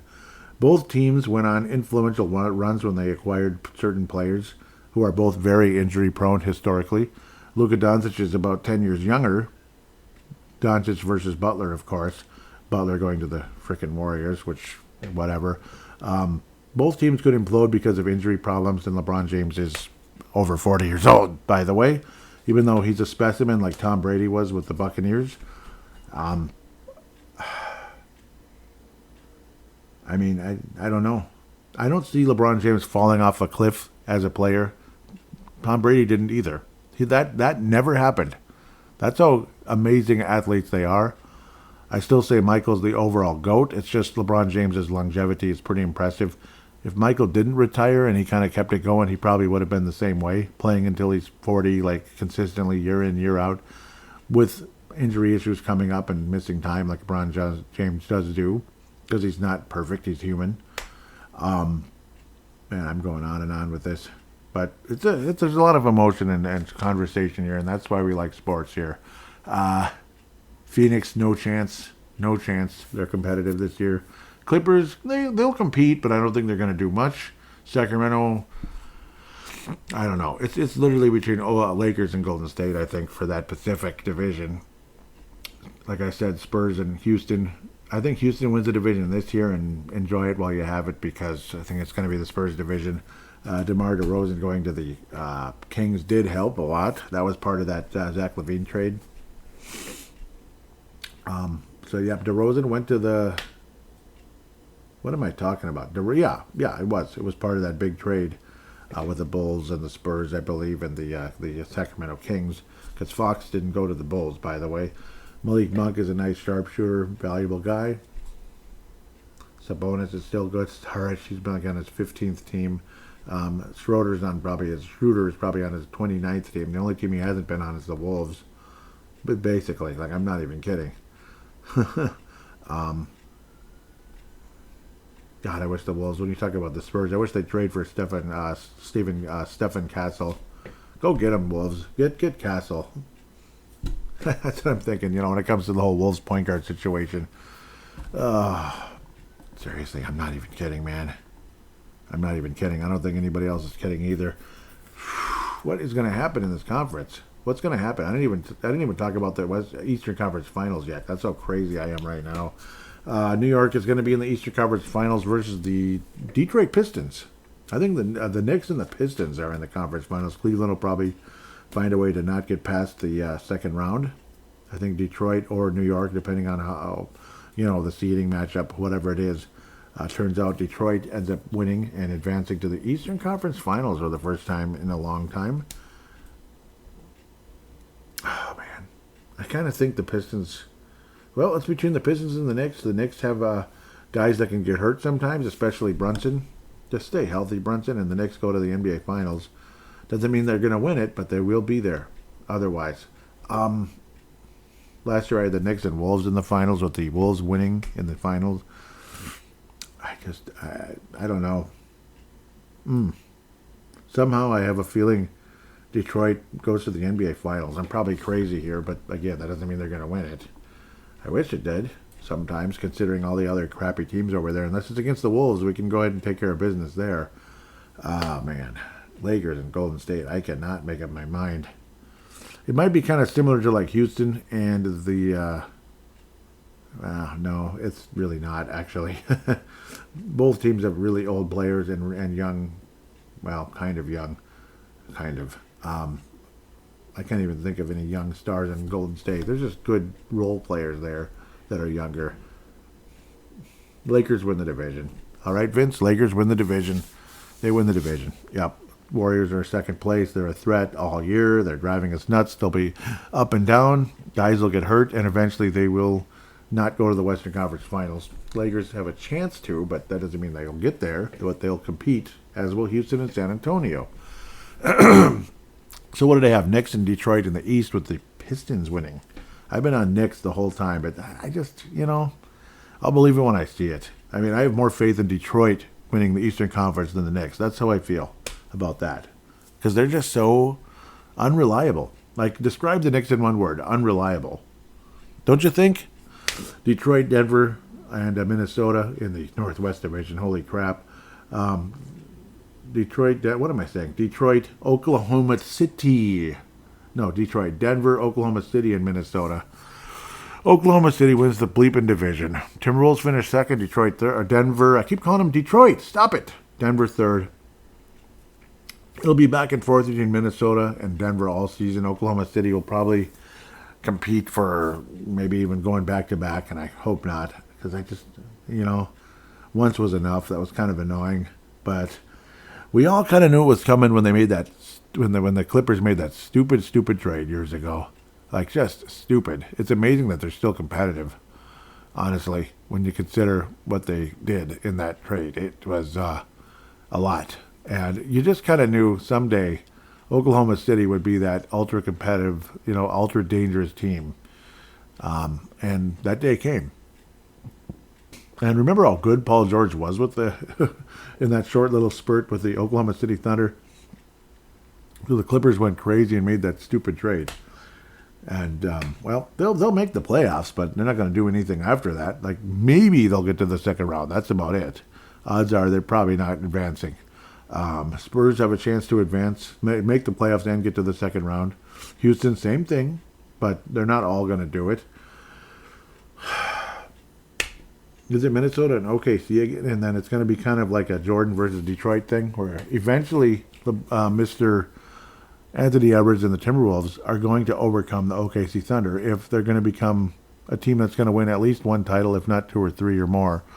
But I hope it is two or three or more.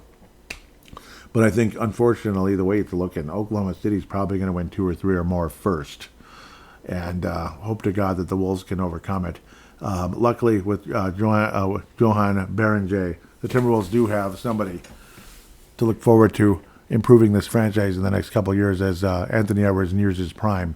You still have Jaden McDaniels, guys like that, to go with them. And Rob Dillingham, who hopefully will become a legitimate starting guard in this league, starting point guard in this league, to go with Jaden McDaniels, Anthony Edwards, Johan Berenger, and others. So, and maybe even Rocco Zerkowski becomes a huge factor in the next couple of years. Maybe he does. TJ Shannon, and the Wolves may make some kind of interesting, crazy trade. Not for Paul George or anything, but somebody that I'm not thinking about right now. An interesting piece. Maybe that Stephen Castle thing happens. But we'll see how that happens when it does. We'll cross that bridge when we get there. The Wolves will tip off in the Western Conference Finals versus the Oklahoma City Thunder. But unfortunately, right now, if I'm a betting man, which I'm not, but on a podcast, you got to have opinions instead of just go back and forth, which I do way too much. Oklahoma City goes back to back. Oklahoma City goes back to back. Again, that doesn't mean they're going to win the next four in a row, but Oklahoma City right now is probably the best choice of going back to back right now. The best choice to win the title this year. Excuse me. They may or may not have the best record in the league, but I think the Wolves draw more blood in this series, which can lead to eventually doing what Jordan and the Bulls did, and eventually, as satisfying as it would be, sweep those sons of bleeps out of there when the time comes. The Wolves get home court. The Wolves are the most dangerous team in the league one day, and sweep the Oklahoma City Thunder right out of there. Wouldn't that be awesome? Wouldn't that be awesome? But right now, I think this is one more year for the Wolves, but they will finally be a dangerous club. Maybe a 7-game series versus OKC, where literally the winner of the West wins the championship. Because I don't think Detroit or New York is going to win this year. I just don't. But I just don't. It's a golden opportunity for them, but I don't think they're a championship team. Oklahoma City, Minnesota, Denver's already got one. Oklahoma City's already got one. And I do think the Wolves join Oklahoma City and Denver in the next few years as a championship club. But I got a feeling it's OKC for now, unfortunately. So with that said, Anthony Edwards, Shea, all of them compete for a title this year. Of course, the MVP might go right back to Jokic again, and if it does, so be it.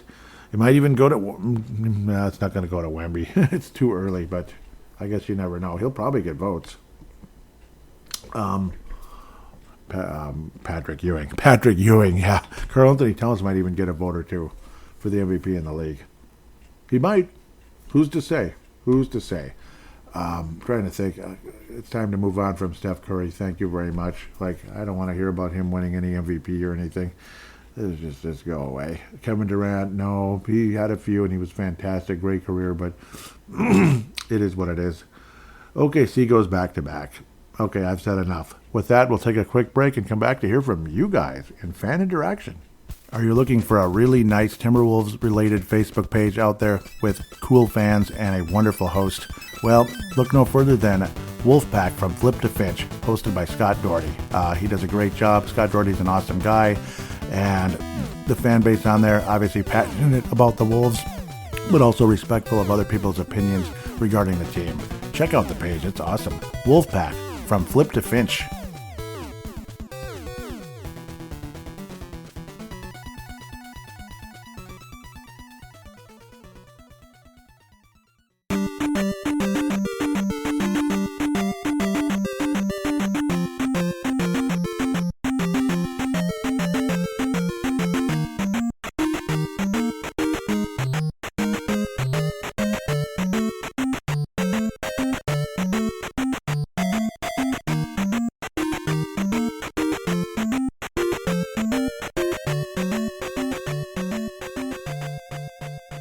And we are back here on Timberwolves Explosion, segment number 3, fan and direction segment here on the Timberwolves and NBA season preview. Lots of fun, very happy to be here and to get this one out there. I tried to put it on Facebook, facebook.com/Timberwolves Explosion, to no avail, but that's kind of how that goes.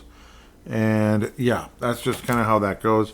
Otherwise, we'll go to X or Twitter, at TWolvesEX. At TWolvesEX is the primary account. There still is a at Wolves Explosion as well out there. But yeah, that's the one that actually had more followers, but it seems like they all kind of went dormant because the account was suspended for a long time because how dare I not worship woke politics when it comes to the NBA. But sorry, I just don't agree with all that stuff, and well, they didn't like that I didn't agree with it. That's pretty much all it was, in a nutshell. And if you disagree with me, that's your choice. Absolutely your choice. So, who retweeted the most recent episode? It looks like Vince Germano did, Tanae did. I think these are all, yeah. Tanae, Vince Germano, and Levi also retweeted the recent kind of like summer catch-up episode. Trying to remember how far back that was, but it was a little ways back. So let's get to the, and I'll get to the, yep, so I'll do the two X ones first. A Hopeless Wolves fan and Tanae Brown, and I was able to get Vince in a private message instead. So at least I was able to get his attention. Maybe he didn't see the tweet. Unfortunately, did not hear from Levi, but maybe still will at some point. And Benzo as well. Benzo from the Bronx. Love both of you guys. Benzo from the Bronx and Mr. Levi Brown out of New Zealand. So Hopeless Wolves fan, that would be local here, I believe he's Minnesotan, local. Doesn't say the exact location, but that's okay. It's up to him if he wants to. At Van Hopeless, we kind of think alike on a lot of things, so it's like yeah, glad we're able to kind of get to know him a bit here on X the last couple years. Number one, yeah, so this is obviously me asking, like, guys and gals, thoughts on the upcoming season. Yeah, basically kind of in a simple way. Number one, does Ant take the next step? Will he be MVP level? I would like to believe that, and yes, that is kind of a question going into the season, yes. Like, does Ant take the next step? Will he be MVP level? I believe there's a real possibility of that, in my humble opinion, so I do have a feeling, yes, and I'd like to believe that. Number two, what's the plan at point guard? Does it hurt the team either way? That's kind of like what I was talking about in the first segment a bit. Not saying, I already talked about that, because that would be rude if I said that. That is a huge question going into the season, yeah. So it's kind of like a show notes type of thing. What's the plan at point guard? Does it hurt the team either way? I don't like what they're doing, frankly. I don't like the thought of a 38-year-old point guard being still considered the starter. And like Rob Dillingham, well, yeah, it's up to him. He's got to do this. He's got to do that. He's got to continue to grow. I do understand he's extremely young, and that's kind of how it goes. I do understand that part of the equation when it comes to Rob Dillingham. But at the same time, I don't know. It's so tough. This guy's way too old. This guy's too young. Too raw and too, what's the other thing? I don't know, just like it's past his prime, that's all. Mike Conley's past his prime, whether you like it or not. He is. So I think it does hurt the team that we're kind of we're literally just kind of stuck at a crossroads at the point guard position with no immediate solution. So yes, I think it does hurt the team, honestly. I think it does. Number 3, what's the regression of the old vets and what's the regression of the old vets and will young players step in or get to? Yeah, like will they actually get to even bleeping play? That's a good question as well. It's a spectacular question. Like old vets meaning basically Conley and Rudy Gobert, because I don't really think Joe Ingles has much of a major role on the court. He's more of kind of getting that Udonis Haslem role late in his career, in his upper 30s into early 40s, where he's more of that adult in the locker room kind of type of thing, where he's a positive influence on the younger players and just the overall locker room. He's a positive influence, generally speaking. That's kind of how we see Joe Ingles here and all of that. So, but otherwise, Gobert, yes, I'm afraid that he's going to continue to regress the next couple of years, along with obviously Conley. He's regressed enough that I think this should be his final season in the league. Period. This should be his final season in the league. If he wants to stick around in the organization as a coach or some kind of player development type of guy, he's more than welcome to do so. I'm sure they'd be more than happy to have him, is what we're trying to say. Rudy Gobert, thankfully there is a potential solution against somebody that's extremely young, but developing faster. That's what's good. In terms of a young guy developing behind the older veteran, it's a better situation at center than at point guard. Because Rudy Gobert can still play at a fairly high level. Now, a lot of us don't enjoy I hate the Kansas City Chiefs, by the way, but I'm sorry, that's on the screen right now. A lot of us don't enjoy the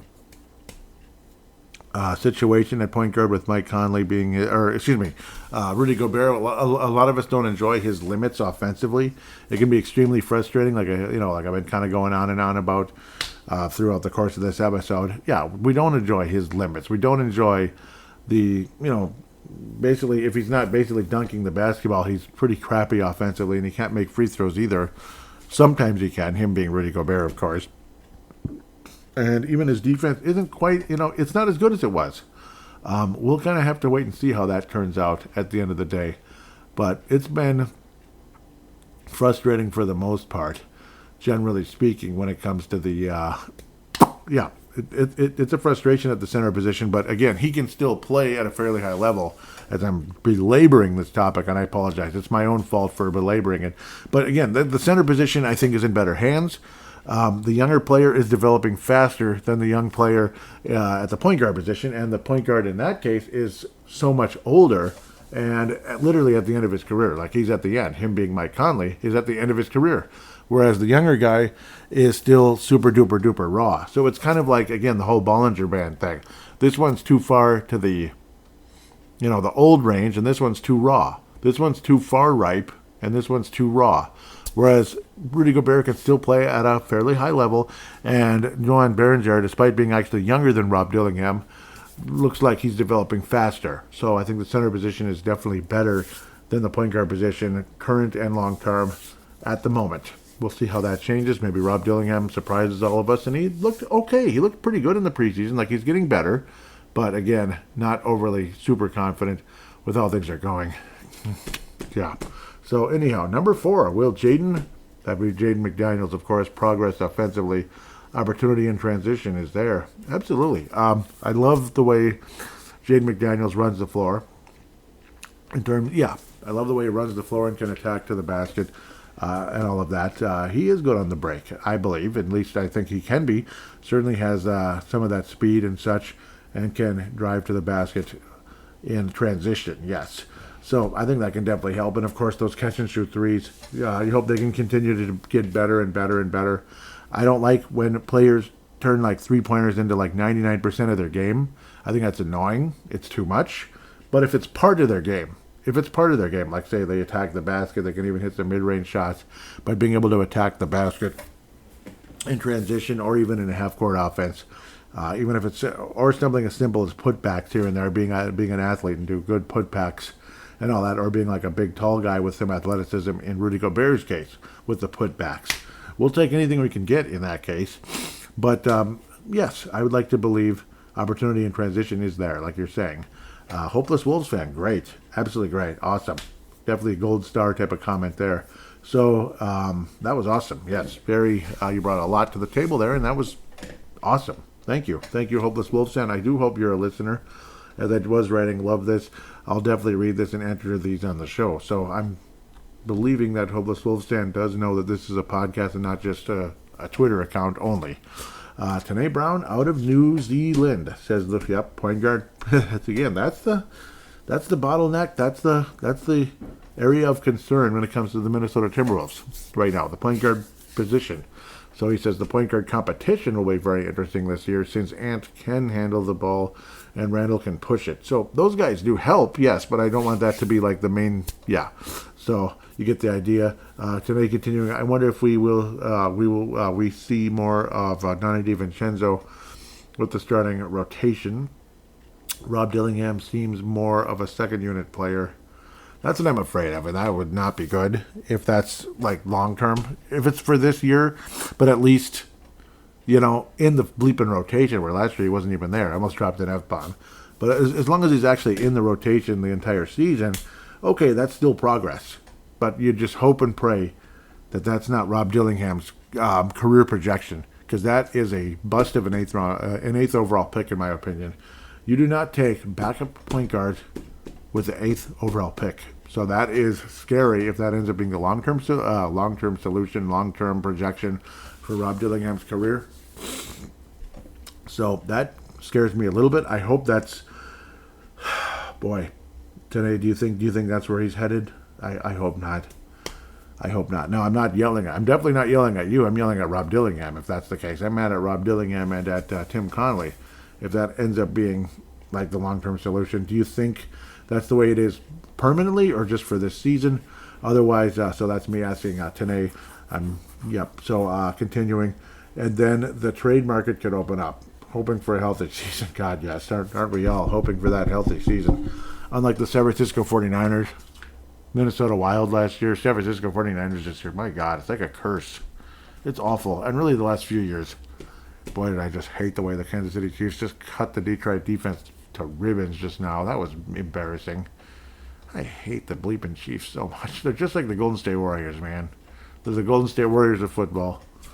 Arrogant, cocky show-offs. I can't stand them at all. Ugh, bloody bastards. I can't stand them, man. Man, I was lucky. Really. Kind of a funky trick play by Detroit earlier in the game, but they're leaving. You know how they say in football, boy, they are leaving plays on the field. Plays are being left on the field by Detroit. I mean, this could have been a Super Bowl. Like last year or 2 years ago, this could have been the Super Bowl, Kansas City, Detroit. Might be this year. You never know. And I got a real crappy feeling it might end up going the wrong way, because I don't want the Chiefs to win another Super Bowl the rest of our lives. I mean, and I plan to live forever, if you know what I mean. I don't want the Chiefs to win another Super Bowl ever again. Ever. Seriously. But I don't want the Warriors to win another NBA title. Just don't. Yeah, I hope Rob Dillingham isn't projecting to be a backup, though. I mean, if it's a Vinnie Johnson projection, he was a pretty good player for the Detroit Pistons. I'll never forget, though, a lot of us kind of saw Chauncey Billups that way. Not me necessarily. I mean, I was hoping and believing that Chauncey Billups was a starter. But you had Trent Tucker and many other people out there that know a lot more about basketball than I do. You know, just being fair, being honest. They saw Chauncey Billups as that Vinnie Johnson microwave type of guy coming in off the bench. Like, yeah, he's a nice, energy rotation point guard that can come in. come in and be a spark plug, not a full-time starter. Thankfully, I was actually right about Chauncey in that one. So we'll see. Maybe that is kind of Rob D, where it'll be a while, but eventually when he does, he eventually will pan out to be like a legitimate starter in this league. Maybe he's kind of got Chauncey Billups in him. Maybe he'll be that clutch guy who could be, make some big plays. One difference is Chauncey Billups was fairly taller at the point guard position. He wasn't like a huge guy, but he was muscular, and he was on the taller side of point guard, where Rob seems more like a smaller person, generally speaking. But we'll see. Definitely not writing him off yet, and hoping and praying that Rob Dillingham has a very positive career. And because if he really does project to be a legitimate higher echelon point guard in this league, we're in good shape. Good shape going forward. So let's get to that question. I might even have something from the forecaster. Yep, unfortunately, no, he did not say any thoughts on the upcoming season. Mostly, I was kind of ranting with him about the whole, should I get into this? Should I? It's related. I mean, it's the other side of the Timberwolves organization, the Minnesota Lynx. I didn't like Nafisha Collier's. I'm in the vast minority here, man. I'm probably in the 5% out of 100 here. I didn't like Nafisha Collier's rant. I didn't like it at all. She just sat there reading it off like it was boring. It was whiny. It was. That's how it came off as. Like, I don't know. Does she have beef with the officials in the WNBA? Yes. Does she have beef with the commissioner of the WNBA and do the Lynx? Yes. But at the same time, you're coming off as sore losers here, gals, multiple years now, and it's embarrassing. Knock it the hell off. That's kind of how I look at it. Nafisha Collier, to me, is somebody I respect as an athlete. I respect as a, I respect as an athlete, a fan of the game of basketball, like the way she plays, love her passion. And dare I say, this might came off as a little shallow. I find her very attractive. I think she's one of the best looking WNBA players I've ever seen. She's pretty cute. But at the end of the day, that doesn't matter worth a hill of beans what you think of how somebody looks. I didn't even want to say that just now, but I said it. So that's kind of, I'm a little bit, whoops, I shouldn't have said that. But, well, other people are probably saying it too somewhere. But that lost me a little bit. Not forever, but it lost me right now. Like this constant, bitching and whining. And I'm not calling her that word. I'm not calling Coach, whatever her name is. I know, I'm just kidding. I'm not calling the Lynx coach that either, even though she's too much. That I can understand anger and frustration. And you get competitive and you're pissed off. Like, this is cheap, this is BS, bleep you, bleep you, bleep you, bleep you, bleep you, and bleep you too. That's kind of what the Cheryl Reeve did in that Phoenix game. But holy crap, there's a fine line between being competitive, angry, frustrated, and being beyond unprofessional to a point of like, oh my God, you almost are crossing the line that you should be terminated. Literally, terminated. What are you doing? What are you doing? That was embarrassing. I get it. I really get the frustration and the anger. Believe me, I get it. I want to be saying the same thing, but you are a leader. You are a leader of a franchise. That is no way to act. You're the leader of a franchise. You're the leader of a potential dynasty in this league, and you're acting like that. Nafisha Collier, again, you're just reading it off. Like, it was tacky. It just didn't impress me at all. Again, I believe you have beef and everything. But it was real tacky. It was tacky. Like, you don't even sound like, you just sounded like a robot. It'd be like, so this has been happening, and it just, I can't even imitate how she said it. It was just not good enough. It's not good enough. It didn't come off professional to me. It just came off as somebody that's just kind of like an activist complaining. And if you're going to, that's what turns me off about the WNBA. Just enough with the activism. I want to watch sports. I'm tired of the activism of sports. I'm tired of activism and sports being in the same place. Like, you want to separate church and state, right? Let's separate activism and sports too. Because isn't sports supposed to be an escape from all this stuff? And this comment right here on Twitter is what got Wolves Explosion suspended 5 years ago. Do you see the problem here? Do you see the problem here? From, seriously, that's where I think there's a fine line here. And things are getting a little too, a little too political in these sports. And on the social media as well. Too sensitive, too much. Okay, I've said enough of it now. To Vince Germano's comment. So Marcus was, I'll read what Marcus said really quick just to get it out there. If what Fisha said is true, then in my opinion it goes both ways. I would have rather there been both sides talking. Yeah, that makes sense. I don't like hearsay. Yeah, that's cool. But if what she said was true, then the commissioner is a problem. Fee herself, I don't know much about, but apparently she's a good person, so she's bringing attention to a problem, and she's a vice president of the players. Okay, but the WNBA reffing is horrible. Yeah, I watched her games, and the reffing was BS. I agree, and I hated the way the WNBA finals ended last year. Frankly, I hated the way the Lynx season ended this year. They didn't even get to the finals, and it was disappointing. The other side of it, the feature Collier, when healthy or semi-healthy, because nobody's fully healthy really later in the season, was disappointing. I didn't say that out loud, did I? She was disappointing. Yeah. Step up and stop whining. Step up to the plate and stop whining. That's kind of how I look at it. I've not been happy with that. Yeah. Anyhow, the Vince Germano's comment. Sorry, Vince, you're going to be like, really, man? But it was the last one I did receive, so to be fair. Here we go. Vince Germano, out of Melbourne, Australia. And notice the way I'm reading this off. It still sounds like professional, right? Not like, I think Edwards will be better, as crazy as that sounds. That's kind of how Navisha Collier sounded like reading that thing off. But again, it did sound more like an activist complaining to, whatever, like a politician. It's just, God, enough of that garbage. That's how I look at it. Anyhow, to Vince Germano, I think Edwards will be better, as crazy as that sounds. I honestly don't think you can start Conley. I agree with that 100,000%, Vince. Just give Dillingham the keys. I agree with that 1,000%, Vince. You guys traded for him for a reason, so let's see what he can do. Yep. Oh, Vince. Yes. Talk about finishing with a bang here. I love it. Continuing. I also think McDaniels will improve too. Youngsters improving is what you need, in my opinion, to go to the next level.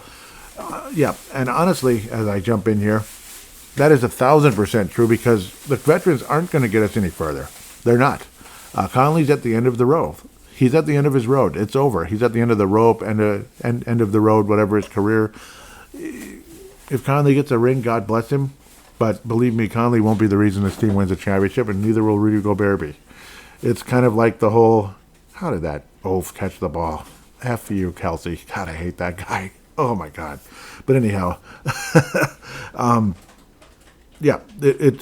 Timberwolves, like Mike Conley and Rudy Gobert, at the end of the day, playoff-wise, haven't really done a whole lot. They won't be the reason this team wins a championship. It'll be the younger guys panning out and becoming, the stars of this team. Dillingham, McDaniels, obviously Anthony Edwards becomes a legitimate MVP type of guy. Terrence Shannon Jr., excuse me. Yeah, that's where the J comes in as the junior. TSJ, Terrence Shannon Jr. becomes something. Johan Berenger, holy cow. If he's anything, if he's anything like he appears, like he could become, that's how you win a championship. It's somebody like him developing into what he appears to be heading towards. And even Rocco Zakarski becoming something legitimate as well. Even if it's just like a good, strong rotation center type of guy. Or a Twin Towers situation. Wouldn't that be fun? Still got Naz Reid. He's still getting better, honestly. He's still getting better. So exciting. So where was I? Like Vince said, youngsters improving is what you need, in my opinion, to go to the next level. But yeah, I guess my biggest concern would be the point guard position, and Dante really needs to lock in. Dante DiVincenzo, yeah, really. Yep, yeah, he needs to get better. Yeah, Yep. Needs to lock in and be a threat off the bench consistently. Yep. Again, like I was saying, that transition, the transition game when it comes to moving the ball, but also again catch and shoot threes, either in transition or in a half court offense where the ball's moving around quickly, swinging the ball around.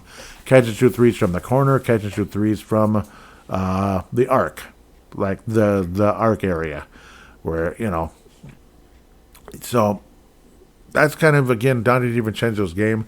You don't want him pounding the air out of the ball like an infamous point guard we used to have named, what was his name? I'm beginning to forget his name now, but from Puerto Rico. Yeah, the guy, he just dribbled the air out of the ball and drove us all crazy. JJ Barea. Yeah, I mean, I swear I got harassed. I swear I got harassed when I was ranting about JJ Barea on Twitter many years ago. Well, years ago when he was here. It was his burner account. I will bet the house JJ Barea had a burner account and was going off on me like bleep you. You don't know anything about that, because Barea was doing this and doing that, and he, yeah, BS. It was JJ Barea's burner account. I ended up blocking the person because they were harassing me, cursing me out. So I don't know why anybody would be cursing me out unless it was the actual guy. So that would make sense. And that does sound like JJ Barea, what he would do too. Just give me a break. But anyhow, with all of that said, yeah, that was pretty wild. That was a fun fan interaction segment, actually. Got me going quite a bit. That was awesome. And yes, the whole WNBA thing. Don't hate me for saying what I said, please. Wishing them the best. Again, agree with their beefs and the frustrations, but I didn't like the way a lot of that was handled. Because it wasn't handled well at all. And dare I say, they kind of sort of got what they deserved at the end of the day by being unprofessional.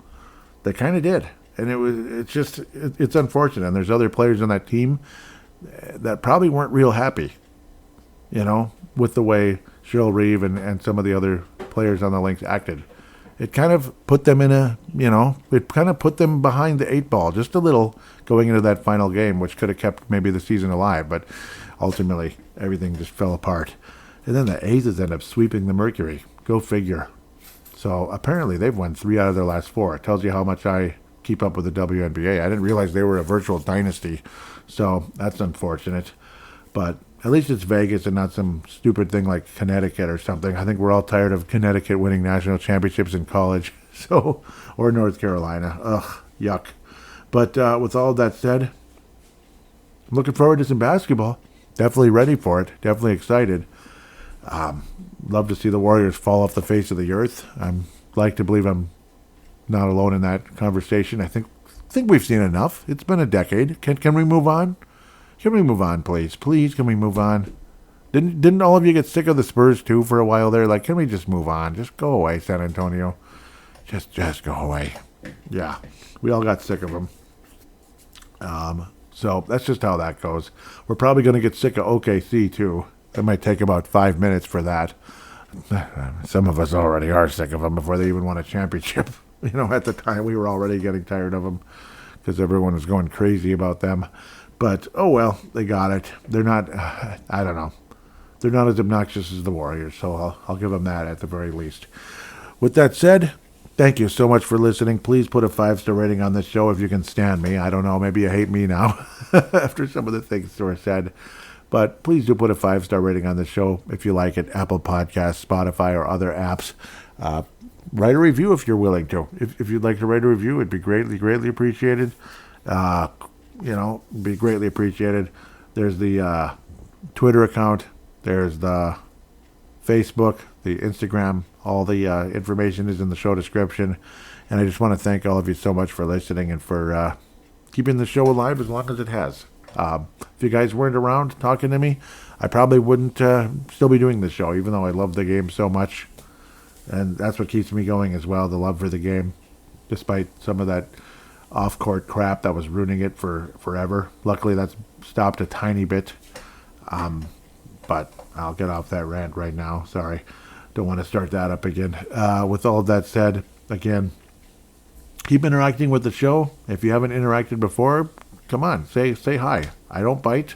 I like to believe I'm a good guy, so and I'd like to believe you are as well. Good guy or gal. It'd be wonderful to hear from you. It really would. So with that said, thank you again, and we will talk regular season basketball in the next episode of Timberwolves Explosion.